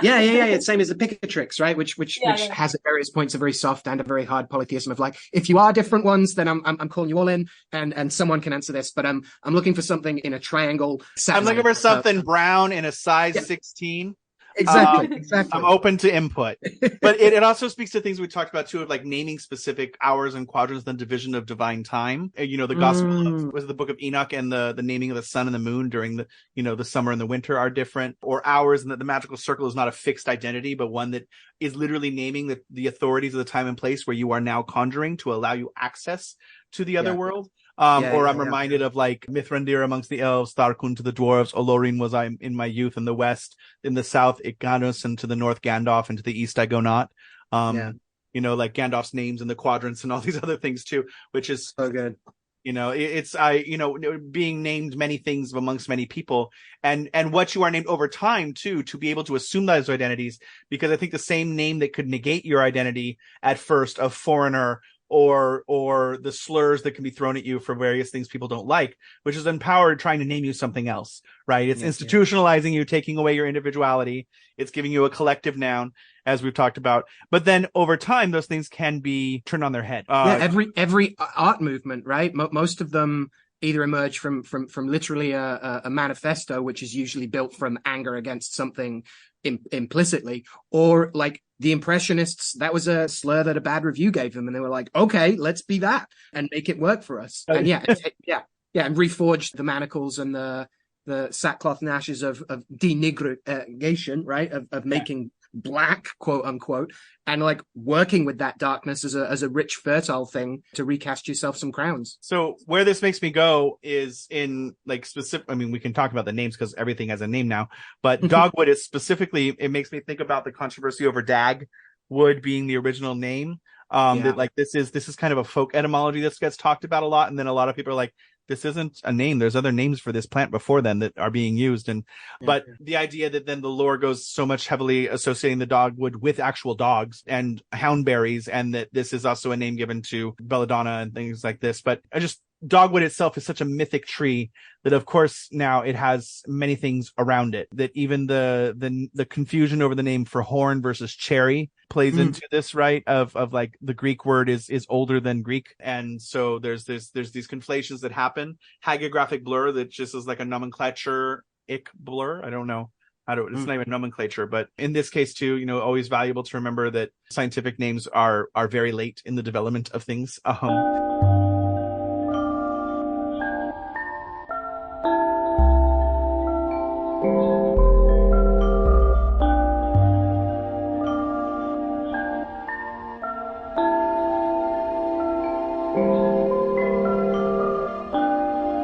But so I formally invoke and name the transition to Dogwood of I love that. Yeah. I mean, even just that was some of the early stuff that I was like, trying to piece apart in terms of it's two very common words in a bunch of different languages, right? But the distinguishing between its very, Eastern US and Mexican basis as a Native American tree versus, what gets called dogwood in, say, like Culpeper, when he's attributing it to Jupiter and stuff. So we've got that constant tension of like, we call it that thing, and we might call something that looks like that, but isn't related to it that thing when we come across it. And then that's going to get conflated by a bunch of people that aren't paying proper attention to it, whether or not it's used to treat mange in dogs or not, right? Yeah. Or that its berries are only good for dogs. Right. Or that there's various travel charms that are made out of its wood and its association with being one of the true crosswoods, as well as in one version, like when Jesus heals the ear of the person whose ear is cut off during the assault in the garden, that the swords of those presents turn to dogwood, their metal is converted so they can never again harm someone the same way. I was like, but you just replaced it with the wood that's known for making daggers and splints and javelins. This makes no anyway. Much like the toad bone, and what we were talking about before, Al, like, it jades and it draws, right? It repels, and it also, by throwing a piece of dogwood away when you're pursued by a booger dog in Appalachia, it can save your life, but at the same time, it draws them to command them. We have that constantly. The word in Serbian is dren, which interestingly in Albanian also means deer. And the word is Proto-Slavic for sure, referring specifically to Cornus mas, the European cornel, which is referred to as dogwood, and, all the lovely things from there. But the first time I encountered it linguistically, even as a kid, before I even knew what it looks like, is the term, like, or the, kind of saying, is Zdravko dren, like, he's healthy as a dogwood. And it's this constant invocation in so much of healing magic, is this having the saving power. If it is the true cross, that it is the incarnation of health, even though it is what, it presumably is the material form of Jesus' death. Whoever finds it, will be healthy all year round. There's a saying that, when a lamb, as soon as it's born, rises from the ground, you pull it 3 times and you say, pushti leskovo uzmi drenovu, let go of the hazel tree, take hold of the dogwood tree, let go of this power that is your master, take hold of this, which brings me health. And so, such that, especially on Đurđevdan, St. George's Day, May 6th for us on our calendar, the reasons why it rains on this day might be so that all plants could be as healthy as a dogwood. On Lazarova Subota, this is Lazarus Sunday, it's added to the water for washing, the washing rituals, for the sake of health, as it said, and you should bathe in hot water, which, in addition to some herbs, the lists of the herbs that I've seen, which vary constantly, the only consistent element is dogwood, and for the same reasons why it's used as the whip on New Year's Day, and the annotation is in the morning, is that the lambs are whipped with dogwood sticks for their health, right? So this is from the Sverdig village, especially, you hear about this custom.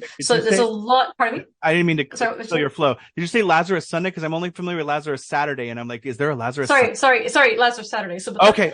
As long as I'm speaking the same language, we're good. Sorry, go on. I was like, another day. No, sorry. What?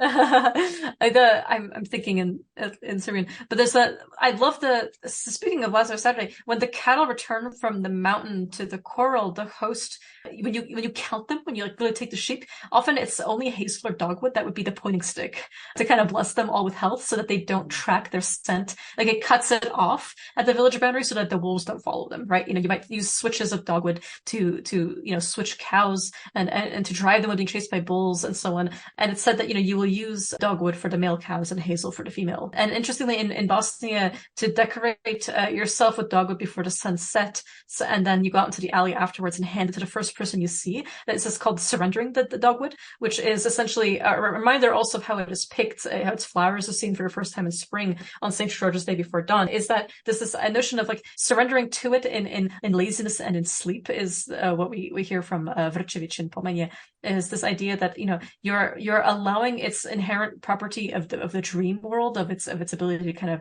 assist in spirit flight, but also in the solidity of that. So there's some things like willow and walnut that will shake pieces of the souls, or shake its aspects of one's soul out, so that they may go forth in dreaming, but also allow them to be more malleable to witches who will seal them and who will perch on those, especially on the black walnut, to find, or the walnut itself, which is a black walnut was imported from the Americas, and also of the black thorn. And this way, it's said that actually the dogwood will fortify it's a tremendous healing power because it fortifies, it coheres the souls, and allows them to remain stable. And that's why you would use it so much for in dreaming. Hugely used in plenty of different, cantrips against spleen, issues with the spleen and the swollen spleen, smallpox on the skin, and someone gets poisoned and so on. You might powder 9 walnuts, 9 hazelnuts, 9 pieces of the dogwood, and 9 grains of wheat to administer, and also against the category of women's diseases. Or I love this one that I found while looking up. It says like, if a child is bald, you pound parsley, cover with the juice of dren over it, and that will help stimulate the hair to grow.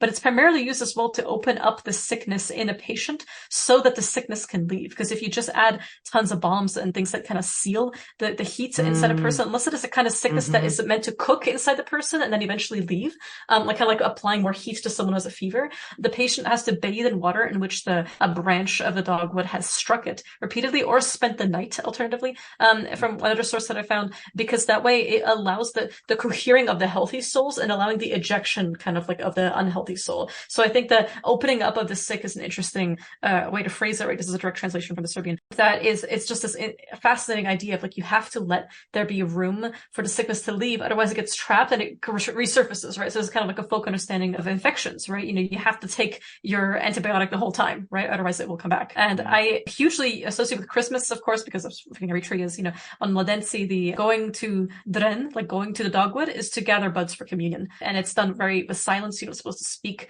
And especially this is used in divinations around the same feast, which you would give it to a woman in labor immediately after childbirth. And then you mix the buds with living fire, which is serpent fire, dragon fire, fire directly from the hearth that has not gone out, a fire that was taken to the hearth from a bonfire, taken from the log of Austrian oak that is put during Christmas Eve. And then you can divine, the child's, have fortune with this. This kind of goes through some of the myths that you don't really receive your fortune until the 3rd day after your birth, which is why you would bribe the 3 fates, the sort of deities of fate, the 3 sisters, the Sujenice, the Rojnice, as much as you can during those times, with offerings of 3 sugar cubes, 3 dollops of honey, 3 glasses of wine, 3 cups of water, and so on. But also with the notion of Usud, who is this male personification of fate, a kind of a judge character, who in 1 minute is, happy and healthy, and then 1 minute is sickly, 1 minute is rich, 1 minute is poor, 1 minute is tall, 1 minute is short, 1 minute is strong, 1 minute is weak. And you never know what he will be in which minutes, so that you have to in some ways allow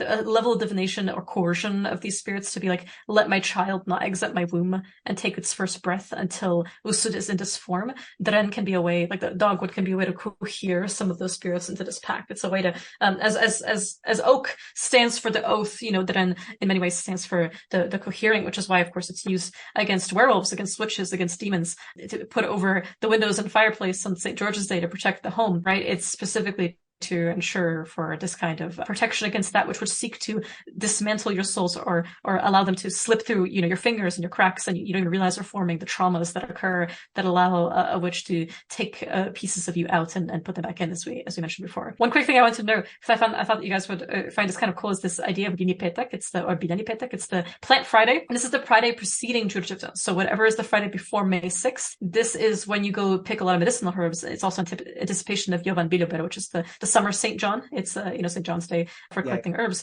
And so one of the things is it's dedicated to young men and women, specifically the youth. There are some herb picking festivals that you only want a post menopausal woman to pick the plants, and in some cases where you'd want married couples to do so, a woman who is currently lactating and so on, because she'd need to use her breast milk to make the bread that is the offering to the plants for certain major harvest rituals. But on Plant Friday, it's specifically young men and women that harvest, and this is when you gather flowers. It's a song and dance. You put these garlands on fences and courtyards and all kinds of places, corrals, canopies, right? And this is of course when you would search for my friend and yours, the Raskubnik, the special plant that unlocks all things. But on this day, which is also these herbs, because it's so close to St. George's Day, they'd be consecrated later on, is specifically when the dogwood is especially considered in its exalted form, even in its link to other saints, including Yarilo and George themselves. The twigs those windows and doors that are harvested of the dogwood then will then be used to decorate, the twigs will be used to decorate all the windows and doors. And the same thing also will happen on, not just on St. George's Day, but also on St. John's. So, buckets decorated with dogwood will be given as a present to your cow to hold its milk. The key on the fence will be remade, given a new shaft of dren, so that the iron of its stability coheres with the dogwood. Excuse me, I keep calling it dren. I'll try and stick to dogwood specifically. But also it protects from lightning. So on Palm Sunday, a bundle of its branches is given to the church to be blessed and then thrown onto the roof of the house or the highest room, so that in the event of an accident, it will be then put into the fire as a thunderbolt. The idea is like, okay, you didn't, you struck me once because I threw this bundle onto the roof. This is lightning striking. Okay, like it's not. So now it's kind of like nettles because they sting much like lightning bolts. So instead of like this is lightning will not strike the nettle is a common phrase. So it's like, okay, you've done it once. And now when there's a huge thunderstorm and you're really worried that your house will be struck, you grab that and you throw it into your fire, into your ognishta, into your hearth, and you're like, it's done. See, like it's struck, we're good to go. And I love that, the ability to cohere and the ability to protect. You even hear that in some oral charms. Is like, why is dogwood used to maintain harmony between spouses and to induce fertility, right? Is because of this ability of cohere. We kind of talked about a spirit marriage, right? The cohering of two identities named as one unit. Now, when in Kosovo, when a wedding party enters a bride's house in some villages, the bride should look at the groom through a wreath, a garland made out of dogwood and say, I look at you with one eye and I looked at you, but you cannot see me with both. And this is, on one hand, her way of kind of maintaining the power over the relationship. But another one that you might hear is, so the one pine, the two pines, the third white pine, which is to say, let's have two male children first and then a female child so that, I don't get divorced for not producing sons. And she's talking about pine as the emblem of children, but she's staring at him through the dogwood, right? So that may her voice cohere into her fate so that it creates this effect. I think phytochemically, it's interesting to note too, right? Because one of the identifying factors of dogwood is there's something interesting about when the leaves are folded, because the one of the English names, right, deals with its whipple tree, I believe, right? So it's the fact that it shivers, that it waves its branches. In the waving of its branches, the leaves get injured quite frequently. They get folded, which breaks the cell walls. But part of dogwood's identifier, it's actually like to make sure that you are actually dealing with dogwood, is to see when you bend the leaf that there should be a latex that is able to support the leaf for a short time to allow the leaf, if it is not too broken, to stitch itself back together.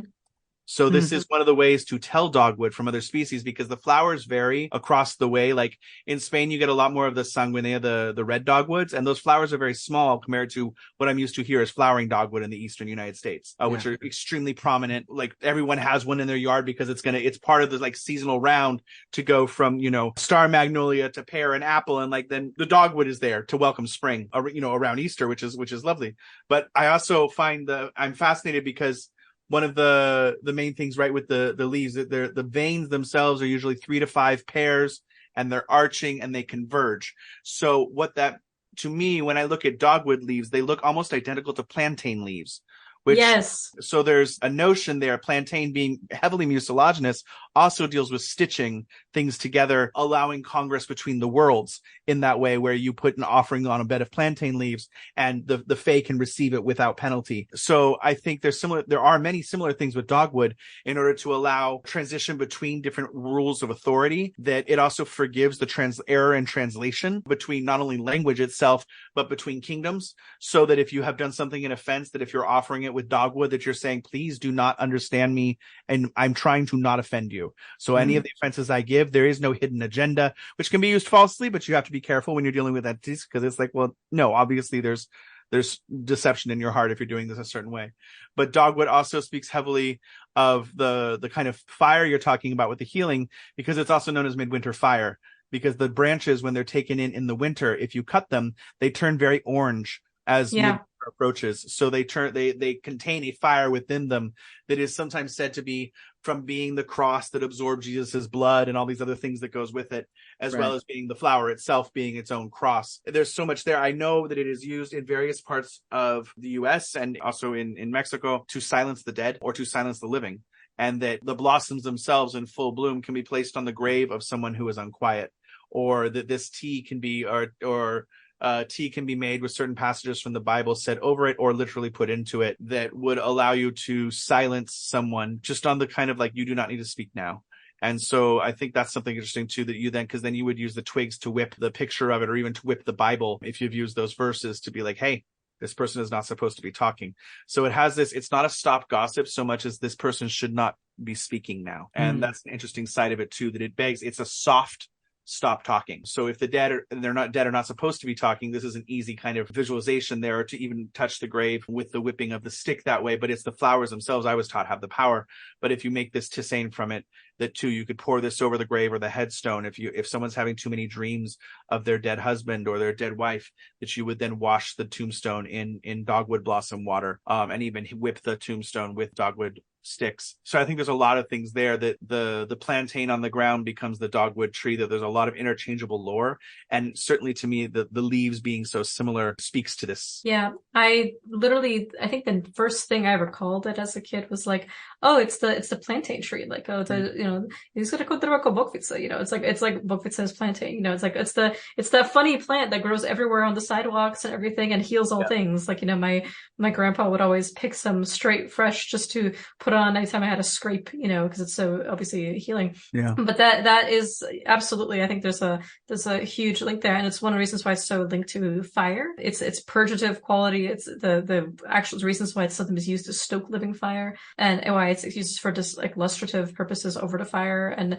it's this ability. It's like it's not going to dilute the specialness of that flame if you have it cultivated carefully in your ognishte, in your hearth, excuse me. It's absolutely the idea that it's a dogwood that it may not be the one that starts it, but it's the one that carries it forth. And that's how it goes to exactly what you said, the way that it's its own life cycle. Yeah, I think there's also, because of the Greek and Latin inheritance in Spanish, sometimes the tree is known as cerezo or cerezo, because it's a C and a Z, and that's how the lisp works. But cerezo is basically the male form of cereza, which is cherry. So in this kind of, it shares some of the cherry lore, and then sometimes has the antidote to cherry's kind of wickedness that's there. Cherry being such a lusty fruit because it's got these little testicles that are delectable to eat hanging from it. The southern European one, right? The cornelian cherry, Cornus mas. Cornus mas, which is in the dogwood family. And then in addition to that, in the other name in Spanish is cornejo. So cornejo sounds curiously like conejo, which is rabbit. So in Mexico, because of the lore of the rabbits being the lords of drunkenness and debauchery that's left over from indigenous lore, you have coyote and rabbit being the things that are debauchery, let's say. That dogwood is felt to kind of control the lust of someone who has fallen under the spell of the rabbit, which is also the moon, because of the rabbit and the moon. So there's also this relationship there that's just a play on words, like cornejo and conejo are so similar sounding. One just has the R in it. And then through that whole kind of permutation with that, it makes me think of the traveler's charms that are so common. And these are definitely were things that you see from different Iberian cultures that came to the US, because it came to the both hemispheres of the Americas, just because it's so commonly like, put a small dogwood cross on someone, put a small dogwood cross on your door, put a small dogwood cross in your car, put a small dogwood, and that by extension, some of the lore that I've seen is that if you don't have dogwood, a cherry stem tied in a knot has become like the other thing of like, make a cross out of the cherry stem, but tie a knot around another cherry stem, and this becomes its own in your mouth. Yeah, in your mouth, because that's the most lusty. No, I've never heard the in your mouth thing. I just know that cherry stems are used often as like this ward against bad luck, but specifically against bad sex, which is fantastic, of like carrying a cherry stem inside your wallet, which is like, we know the whole point of the, proving that you can tie a knot. Anyway, but to me, the dogwood crosses that are kept indoors, that are put in children's lunch boxes, that are put in cars, that are carried on ships, all have that same type of thing of like, don't tremble the way the tree does, stitch us back together when you can, keep us alive. Yeah, even just like sometimes like dren is just referred to, like dogwood is referred to as the needle, the one that stitches you back together, right? And there's a tradition in Crna Gora, in Montenegro, in Kuchi, where if a newly elected duke, is before you, he would take his cap off, you would decorate it with dogwood and put it back on his head, saying like, hey, like, you're a slave to this office now. Like, you want to be a voivode, but remember, like, it's our power as the community that coheres you to be the duke. Like, you have to serve us now. Yeah.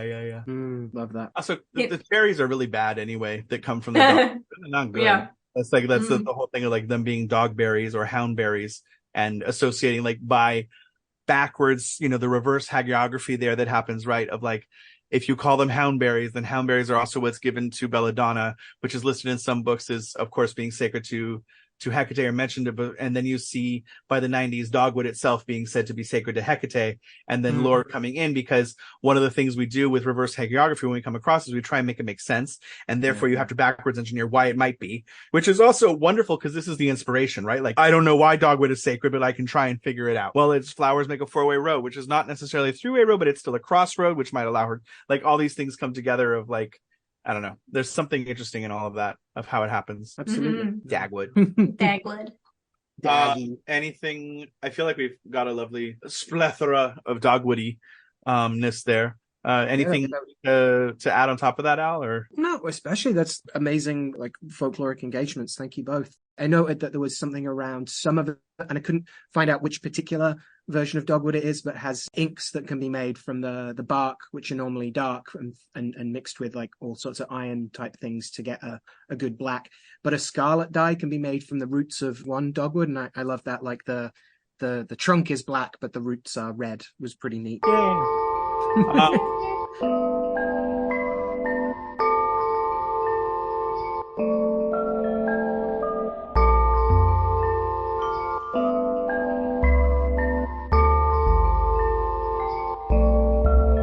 I will say, okay, natural ingress, even though I'd love to talk about Toadstone next, I think that the reddening of dogwood when you cut it and bring it indoors towards the fall speaks of Rubeus very lovingly. Sure. Yeah. And I think it's interesting because Rubeus stands out, as I know we've talked about all figures before at this point. We've made sure of that. But Rubeus is such a outlier in the sense that it's so notorious that it's very easy to remember that we've talked about Rubeus before. And I think that we are, of course, always at liberty to repeat ourselves, as we do, especially listen to the first 10 episodes. We just talk about the same thing over and over. But, or at least, Al has something new. I'm boring. But yeah, what do you think stands out with Rubeus in your current explorations? Because I know since that episode, which was at least 2 years ago, you've thought about Rubeus for at least a solid month and a half of the last 2 years. Yeah, probably thereabouts. Yeah, at the very least at this point. I think one of the things, it's a bad time, but it's specifically said to be bad with good and good with bad. I think we talked about that. I think we've talked before about like it is that very similar things from the Dogwood stuff coming up, actually. Like it is also the little bloodshed of the scalpel taking out the appendix or whatever that's about to burst. And so it has the little bloodshed to avoid the bigger one, the little red to avoid the big red, the red alert that tells you something is wrong or someone is lying to you, especially the client in front of you who may have like very ill intentions or have something that's been thrown at them, which is the other option. They're the locus of something bad that has the potential to infect you as well. And so the added importance of being wary when it falls in the first place said that the chart should be abandoned or even destroyed in some way. And we talked a little bit, I think, about your lovely analogy of Jesse of divining the diviner's chart being like a petri dish in which we grow a culture of what's going on with the client so that we can see things under the microscope of our attention and by naming them, but then we have named them and now they are more present. And it was always confusing to me. Why would you bother marking Rubeus if it falls first, if it's just going to cause all these problems? But it is marking it so that you can tear the chart up and then destroy it by water in various ways, is what I end up doing. Some of the things I've been pondering on it of late are how often it comes up as cruelty and tyranny. And I think they're interesting words to use. I mean, when it falls in the 10th, and the 10th's being quesited as like, what's my boss going to do? Or what's the judge going to do? Or this person who has direct authority over my fate now, then obviously it makes sense as like, it's the red mist that's descended, but more broadly, the sense of like cruelty and tyranny as enacted by ourselves on ourselves. Like I keep coming back to the harm reduction of Rubeus, not the sin of something that, someone in authority tells you is bad, but something that is not necessarily good for you, but you do anyway. The little escapes that produce a greater enslavement of yourself, being your own tyrant, like being your own force of ill of yourself, and by extension, infecting or corrupting the world around you to an extent. The angry man, not just living in an angry world, but humanly speaking, making the world angrier. You're making me think of just this delicate point of tipping the balance between where engaging with the poison can be an inoculation, but it can also be just poisoning yourself slowly. And so the miasmic contagion that is there with this sign and its counterpart in E5 as well, it's too much, and it will lead to worries, tragedy, and that which is inside turning now which is on the outside. So it's a pause and a worry that is different from, the Irosun Meiji of Ifa, like warning. We're past warning here. The contagion or the inoculation is failing. We've now just introduced the person to just foreign cultures, and they're not doing well. And I think of the active element here being the second point down, like the throat or air itself, the one that speaks or yells the loudest, of like all it has is air. It has no basis in any other element. It's like, this is the first to speak in a chart. Shut up. Like this is there. I need to know why the circumstances are what they are. So it's anyway, just I like this idea of it is important to not fool ourselves in thinking that by ignoring our spiritual hygiene or even our physical hygiene, whatever those hygienes are, that somehow we've now gone past I'm used to it because this person, it can speak to me of a person who's so used to a pattern of abuse that they don't see that it's abuse anymore. This is bad. We have now normalized something that should not be. So sorry to interrupt. I love that tipping point. I've never thought of it in that way because it speaks so differently than other signs. Yeah. But it is speaking of, we've passed the tipping point. This is no longer safe. It's a deceiving devil. Like it's exactly the figure that will tell you, well, of course, you have an issue with alcohol, so you'll just have another 2 and you'll be fine. Like it's exactly that figure that says, like, I am this dangerous, but also you'll be fine. Like, you're okay. There's pride in there, there's ego in there, there's like, don't you deserve this after everything horrible that's happened to you? There's ways in which it's the scars that keep bleeding, the things we keep picking at, the way cycles of abuse are reproduced by that abuse. It's the trauma that wants to infect other people with some kind of trauma, consciously or especially unconsciously. Again, those tyrannies against and with the bloody. Yeah. I think there's something here in, again, caveat Odu of going from public sources, just because I think Odu is a wonderful thing to have out there. And it's still a closed tradition, which is frustrating because I would love to talk more about it and know more about it myself from the things that are barred to me as well. But the snake that bites its own tail and poisons itself, the snake that sees an enemy in the tail wagging and then ends up poisoning itself. It's often a Scorpio figure, and so all those, like the scorpion that mythically at least stings itself when surrounded by when in danger. It's not just we're in danger and we have to be on our guard more, it's we're in danger and you've let yourself go to rack and ruin and now you are stinging yourself.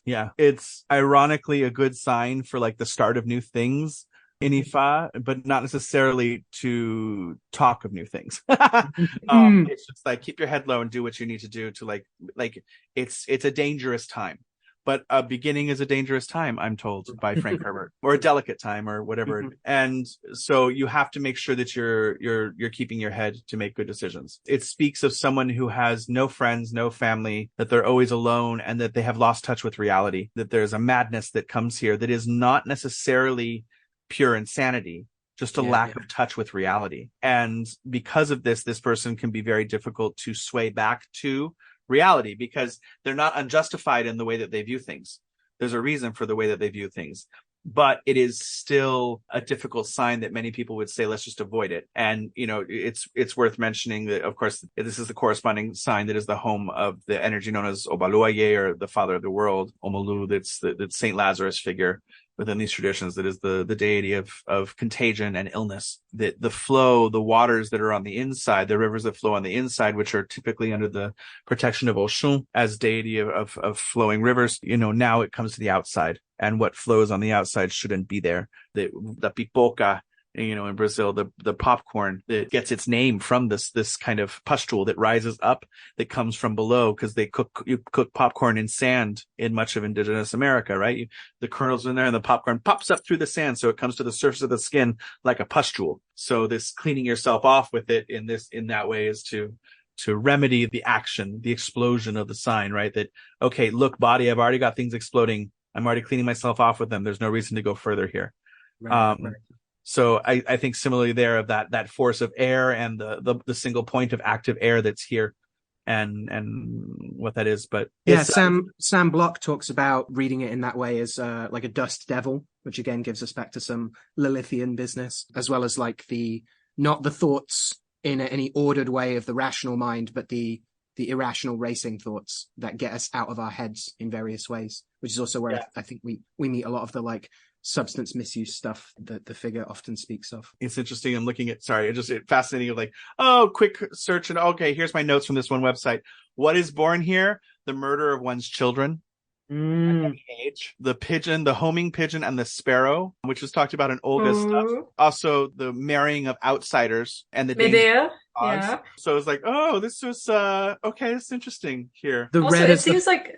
Yeah, sorry. Even just the red and the dogwood, but also the way that the dogwood kind of repels some of these things, which to remedies some of these very quandaries. Like if it comes up if these kinds of themes, not necessarily a figure like this, but similar themes, come up in a bean chart, in Gleda New Pasog, and like reading, and gazing into and scrying into beans or corn or whatever else you have, one of the first things you might reach for is the dogwood switch, and use that in the water that you've offered to the spirits before you begun, and switch that and like splash the client and be like, this is something that it's not that you're necessarily accused of being untruthful, though maybe that absolutely can be the case when similar things come up. It's the idea that like you and your souls are not ready to receive the medicine of this reading. You may have paid for it, you may have asked for it, but you're not going to receive the advice that is going to be given to you. So like take this first and hold it fast, so that some level of you, whatever, just to kind of plug one of our other themes, naming explicitly the part of you that can listen but is buried, like emerge now even for a moment so you can internalize this so that you don't go back and do nothing with this reading. Yes. And again, that's something that, I find endlessly enriching, because there's a reflexivity in divining with geomancy of like how the client is going to take this, like stuff that you need to know as a diviner that you don't necessarily need to get into with the client, but can inform you being hopefully your most professional and ethical guide and support. Yeah, that they're not reading it can be about like there's too much confusion, there's let alone deceit or addiction or being lost in thought and trying to get out of our heads. Yeah, exactly. Yeah, totally. Yeah, that you need to understand how the client is gonna. Yeah, that's the point of a reconciler of the 16th place in a shield chart is adding the first figure to the last. And yes, it's a first and a last as head and toe representing the everything in between as well. But it's also literally how is the energy currently marking the client going to interact with the energy currently marking the root answer of the judge, right? How are they going to respond to this? What are they going to do with it? Yeah. Are they going to concentrate on all of the bad stuff? Are they going to only concentrate on the good stuff? Are they going to get very, very depressed about it? And that's going to make it worse. Yeah, exactly. Like we get all these little rubrics again to hopefully do the best we can for who's in front of us. I like that one of the medicines that comes up here, speaking to this kind of conflation with Rubeus from Ika, is the natural weapons of predators and animals in anything. The claws of cats and lizards, the spikes of iguanas, things that scratch us and bring redness to the skin is like a natural affinity with the sign. Which is red in tooth and claw. Yeah, and full-on xenophobia born into this sign, and racism born in this sign. But I do have, it's a stupid question, but it's kind of, why do you think Hagrid's name is Rubeus? Not to give too much credit to the horrible woman, but it's a pairing with Dumbledore, who's Albus. So she's clearly jumped on a bunch of geomancy. It's the passwords for a bunch of the houses as well. But I think it's a pairing of the two main authorities, right? The white-bearded Arch-Chancellor and the beast-wrangling one that puts them in a ton of danger a bunch of the time. Yeah. Yeah. Okay. And it's a credit to Robert Coltrane that he still manages to make this, like, terrifying giant who's literally putting them in, Dragon's Harm as a avuncular character. Yeah. I was going to, let's reverse sanctify it and be like, let's just pretend there's a reason, which, thank you, that's very helpful. Well, I feel like not that there's not a lot to talk about with geometric figures, but I will plug here too for anyone that's interested in further deep diving into geomancy, like check out Al's Patreon, his secret library, because we can't use the word Patreon in text form in any platform or it gets banned. So there's a lot going on there past geomancy, including necromancy and other things. But if geomancy interests you and this is just whetting your appetite, then please go give my friend a read, because he's brilliant. And if you're interested in it, I truly believe he is one of the living experts that needs to be engaged with. But that way you don't have to do it yourself, Alan. You can be embarrassed that Speaking of reddening, yeah. Yeah, speaking of reddening. Exactly. It's all true. It's all true, Al. It's almost like you're a star. You're a star, because I would love to end on Toadstone but we can touch the star card briefly, because I think Toadstone is a more interesting dynamic ending. The star as a card I remember our last conversation with it. I think it's a beautiful card. It's a favorite amongst cards for me, just because its nature is so different than many of the other cards. Hope and prospects, and it does speak of like privation and abandonment and things like this, depending on the other cards around it, or whether it's reversed. And I am not an outer planet person, so there is no anus here, Uranus or otherwise. But as far as Aquarius association and things like this, but the idea that there is the huge 8-pointed star that is there in the Rider Waite, and that there is an echoing of the Temperance card right here, right, of water poured into water and water poured onto land, along with this star of invoking 8 by having 7 satellites with it is quite beautiful. Yeah, I'm not sure how much there's like to elucidate on that, because I know we've hit her pretty well before. That sounds wrong. We've discussed amusingly before, and I think it's also interesting the fact that there's also a star card in Lenormand that has similar meanings, and that's very rare for any overlapping between the two systems. As far as, although we're talking the tarot card for Lenormand to have hope, inspiration, optimism there, but Lenormand is also interesting because there's also nouns and verbs and times and things that are associated with the cards that are about its placement within a context. And I think that's one of the reasons that you and I, Al, we've talked about doing Lenormand before, but I think Lenormand it has to be done in pairs or threes, and in order to have good meanings, it needs to have at least 5 cards or a 9-card grid, or a full-on grad tableau, because it gets very confusing otherwise. But yeah, I think there's an easy crossover here more than usual. It's just that the star can be not only your hopes, but the act of hoping can be the direct object too, that like someone who dares to hope, someone who brings hope to the situation. So it's a little bit different than the breadth of what the tarot card itself as the 17th arcana tends to bring. Yeah, I think that a pin in hope and hoping, and when hope is what gets you through, and when hope is what actually like distances you from what's going on, when it becomes a kind of escapism. And I've got some pretty strong feelings, and maybe even some opinions about the way the astral in general is talked about, especially by ceremonial magicians, and the idea of it being linked to this perfect thing off there. I'm back to ranting about Neoplatonist emanationism. Honestly, you see, Waite talking about it as the transcending of personality, of family, of community and reputation. It has ultimately to do with the freedom to be oneself, right? And sometimes they're like, oh, reverse, that means alienation. But like, again, it can be read in this way, whether it's new agey or very like formal ceremonial magic, of being like, wouldn't it be great if, you could just slough off all the chains of everyone else's everything, their expectations or any of your, duties or any of your names, right? And I would rather find hope in those things than in trying to escape from them. I think that's a healthier hope that's actually grounded and actually waters the ground and indeed replenishes the lake, right? Or the river. And so, having read for a lot of people in a lot of festivals, many of which were themselves pretty altered, the star coming up, them being like, oh, it means like all of these like, astral travels I'm doing. And sure, it might reflect that, or it might be about a hope that you can actually realize in this lifetime and with what you have and with support. We might all see a slightly different color of red in that star, but hopefully we're all in the gutter looking up in the same direction on a good day. Yeah. I want to curtail that rant too much, but yeah. No, I think the rant is excellent. I think it speaks also to another one of your specific specialties, in that yes, the star speaks to the stars as fate, perhaps unavoidability, which the card imagery kind of speaks to, right? Of like pouring water directly into water is one way, and pouring water on the land, it will still go back to the water. But also that this star that is unified there speaks to the Star of Bethlehem, and that the Magi choose to follow a star.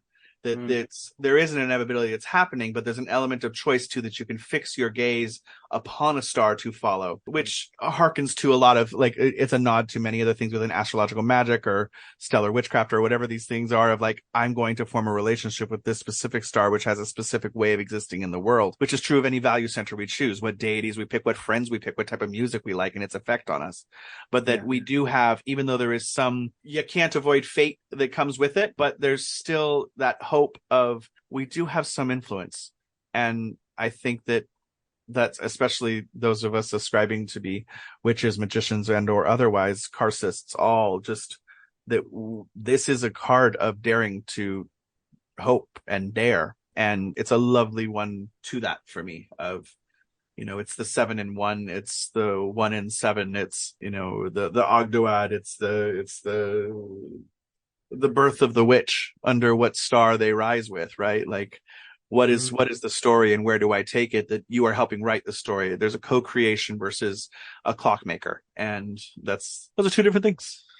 Yeah. Not to be absolutely and utterly puerile, but hope not cope. It's one of those things that comes up a lot. And I just love your treatment of it, Al, and thinking about the escapism of, what is spirit intercessing in dream and in daydream and obsession versus the maladaptive daydreaming that can both seduce or people can, decide because they saw the art of something and were fascinated by it that they have to now, be an expert on this thing. That's so, and the way that trends move through these communities, there was a time when everyone and their grandmother was doing one thing and now it's another. And now it's, who knows what the next trend will be. But I think a star speaks to a certain kind of, the way that in which we are in some ways stripped bare and are made to look kind of more nakedly at our desires. And I think that stirs in some a feeling that if only I were removed from the cultural context and everything that birthed me, as you were saying, then I could be free, I could be myself. But even in the naming portion of just this episode alone, as we were talking about it, like but who are you? Like, what is that? Maybe in death we'll be stripped like a Nana Ishtar, of everything, and we'll just be naked and flayed as a skeleton, and then there'll be some essence there that with no enculturation in anything but the gods of the underworld that stands to testify, and then it gets remade into the next generation, in so many different cultures. But I think that there's the hope to still find belonging even when there's no guarantee you'll be understood or that you'll be able to articulate yourself in an understandable manner. I think is a lot more healthier, and I'm really glad you spoke to that. Yeah, I love that. Yeah, hope not cope, please. Yeah. Speaking of coping, how can I turn that to Toadstone? By naming it thus. By naming it thus, and also the fact that we've been the whole tensions between shading and drawing because of Toad Manry always be coming up through it. I think that there's something even with Dogwood being so many different things. The fact that Toadstone, Buffonite, Batractite, the various different fossilized teeth and different extinct fishes that it comes from, and also the imagined understandings of it comes from the forehead. It's this anti-venom for Pliny and far beyond. The antidote to poison, that sweat change color, heat up in the presence of poison, all these other things, I think just speaks beautifully to so much of what we've already talked about. I always think back to the Book of Secrets from the 13th century, right, which recommends swallowing the stone to cleanse the bowels of filth and excrements, right, and then you can retrieve it and use it all over again. And of course, even mothers who wore toadstones in the 18th centuries were in England and so on were said to protect the children from being swapped by changelings, for changelings by fairies. And I was like, wow, that's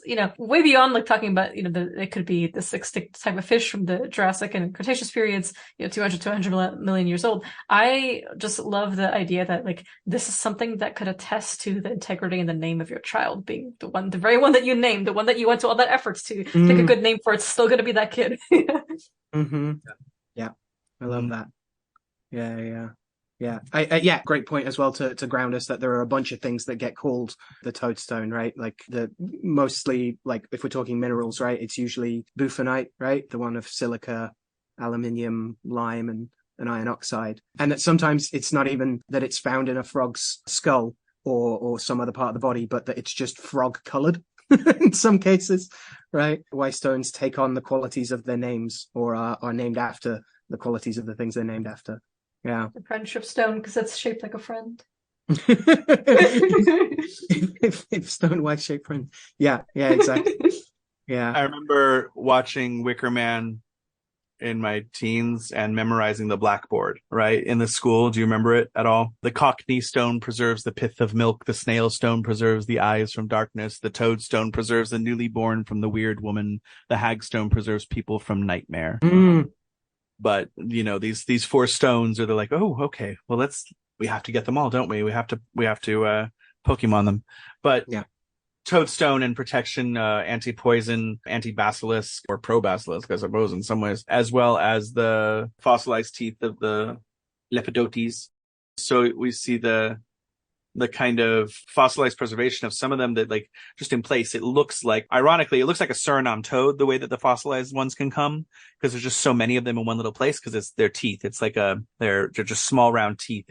It's not sharp teeth in any way, but the loose fragmented ones also get called toadstone and are ground down into powder quite a bit. Toadstones are also good for restoring the balance of the body. They're like a mineral adaptogen, I suppose you could say, in that if you have, especially with the kidney and the liver, that if you wear one against the skin, that it's said to bring balance. Like if you have kidney and liver health, you have a lot of health. Like this is, a lot of things start with the liver. Right. Keeping that blood going good. Right? Yeah. Blood being the basis of humoral theory, not just as the sanguine humor, but the medium by which all the humors are carried about the body, hence phlebotomy for other humors than the sanguine one being off or needing to be voided. Yeah. I remember seeing toadstone rings in the British Museum, fashioned from them. And it's like, I didn't know what they were when I saw them. I was still a teenager and was not as well read without my internet library AF and everything to choose from. But it's also a Shakespearean mention, As You Like It, does refer to the tone with his precious jewel in his head. And I think the notion too of when we've talked about, you've mentioned too, like just the toad as being so distinct from the frog. This is not a frog stone. Right. This is a toadstone. In the same way that a crow and a raven might be compared, or a rabbit and a hare. And yet all of these pairings, there's a distinct difference for those that are working with one over the other, and that the toad seethes with hatred for mankind. Yes. This is that some actually describe the toadstone as the reflection of his hatred for mankind distilled. And that this actually helps the blood move. Right, because the blood, it's almost like a magnetic effect of pushing the blood. The blood must get away from it because it's just like, I need to not be poisoned. So I have no idea that, it's toadstone. It's not really from a toad, but the idea here that perhaps in some way it's a little bit of the pre-Rubeus section of like, iocane powder and our immunity to it via the toadstone. Yeah. I think we have to talk about toad bone just a little bit as well, in terms of like a mineral thing that was sought in toads and pulled out, particularly if we're talking about Rubeus and the stirring of lusts and things, which is back to Pliny and his report on this is a little red toad. Sometimes that's glossed as the bramble toad, which has the two bones in it, one on its left side, which if it's cast into cold water will make it hot. And this is like not just, hey, here's a fancy trick to, heat your water for your teas or your baths, but is also about literally can stir up lust. Also, I was checking over it, restrains the rages of dogs as well. So there's a shout back to some themes, but mostly that if you put it in a drink or if you bind it to someone after you've got it, whether or not that's by a full toad bone rite of putting it into an anthill or into the river of the moon and things like that, that particular bone will stirreth up lust. Like it will heat people up with the fires of lust, and the lust of not just other people necessarily, but the lust of, power, or of, all the cake, or of, all the mead, or of like any of the things that, again, Rubeus will start to even more firmly drag us into its tornado with. And conversely, the little bone on the right side makes hot water cold and can be used to restrain love and lust, as well as fevers and things like that. And so this the idea hook and the shovel. Yeah. Mm-hmm. Get you a toad that can do both. Exactly. Or get you several toad bone rituals in which one of them gets powdered and swallowed, the other one becomes part of a jading oil, and the last one you keep as an actual bone amulet. Yeah. And I just want to underpin that, like, this thermodynamic effectivity is really crucial. Like that's the heating and the cooling, to a lesser extent the sweetening and the souring or the bittering, but definitely the heating and cooling, the drying and moistening are like the very means of the various in-breaths and out-breaths of the unfolding of a magical cosmos. Like this is not just how we understand human and animal passions and reading them across the species barrier. Anything with a heart and a circulatory system has humors, but also this understanding of these batteries of contagious occult virtues that we make of like Animalia and its components, and to utilize the very thing that contains the affectivities that we might be threatened by in order to, again, the dogwood, to get rid of the things that the dogwood can call. Yeah. And back to inoculation as well, a tiny amount of, the disease in your wounds to get your body used to it. Yeah, I think that worth noting as well, just a quick aside, in the Cambridge Book of Magic, almost the exact same toad bone ritual, it appears, but it's the mole You know, you take a mole and you put it in blessed oil, many holes, you make many holes, and afterwards close its mouth, put in it a place where there are many ants for 10 days. Afterwards, take the bones of that mole, put them in running water, keep back the bones which turn against the water, and then touch the woman either on the face or on the hand, and she will love you at once, right? Great sources for looking at this kind of thing is George Edward Evans, Ask the Fellows Who Cut the Hay, Horsepower and Magic, The Horse on the Furrow, all those kinds of wonderful things. I'm obsessed with, The Pattern of the Plow, where he talks about oral histories and going about recording so many of these things from people who were interested in the toad bone. And recently discovered there is a BBC One children's television serial that came out in 1978 called The Moon Stallion, in which the main plot involves a horse warlock known as Toadman, and who performs the ritual. The children, you can literally Google this. Go and search BBC One, The Moon Stallion on YouTube. The whole thing is available. It's I think 6 hours long when you put all the episodes together, but there's one scene that's called Toad Ritual or something like that. And if you go up to it, it's like these kids going oh my goodness, he's putting the toad skeleton in the water, and one spins and he grabs it, and it's great because he wants to use it to tame the moon stallion, who's a horse that is the messenger of Diana to become the goddess's consort. And he's the villain of the story. And I was obsessed when I found this out. So I highly recommend everyone to watch it. I've never seen the whole thing. I've only seen the clip because it's definitely, that clip is highly watched on YouTube. Oh yeah, and everyone that comments is oh, this is very Chumley. No, this is very a thing that's been around since before Pliny. But yes, I know what you're thinking, and that clip is really cool. Yeah, absolutely.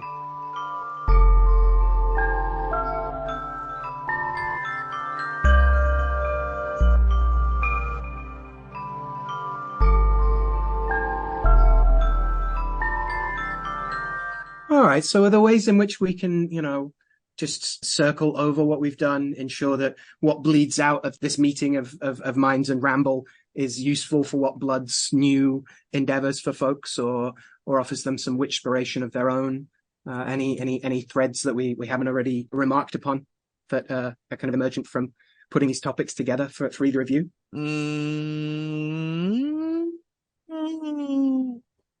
No, it was just fun.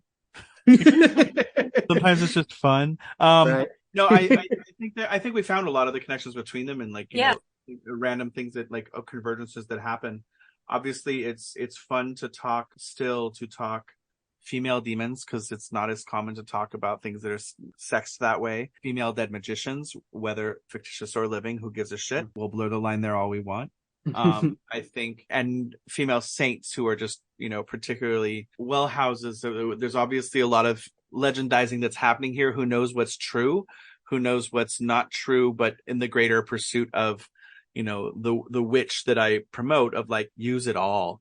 Use it all. It doesn't necessarily have to be everybody needs to be an Olga fanatic, but what an example of just pure lore to tap from.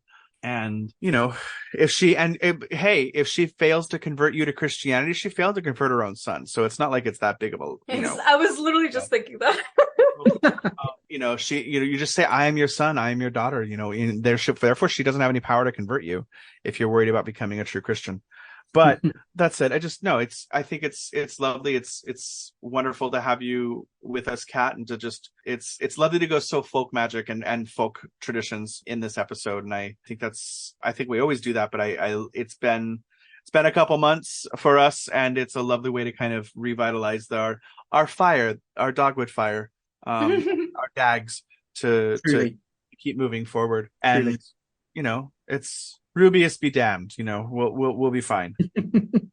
Or I have to damn Rubeus before it damns me, I suppose.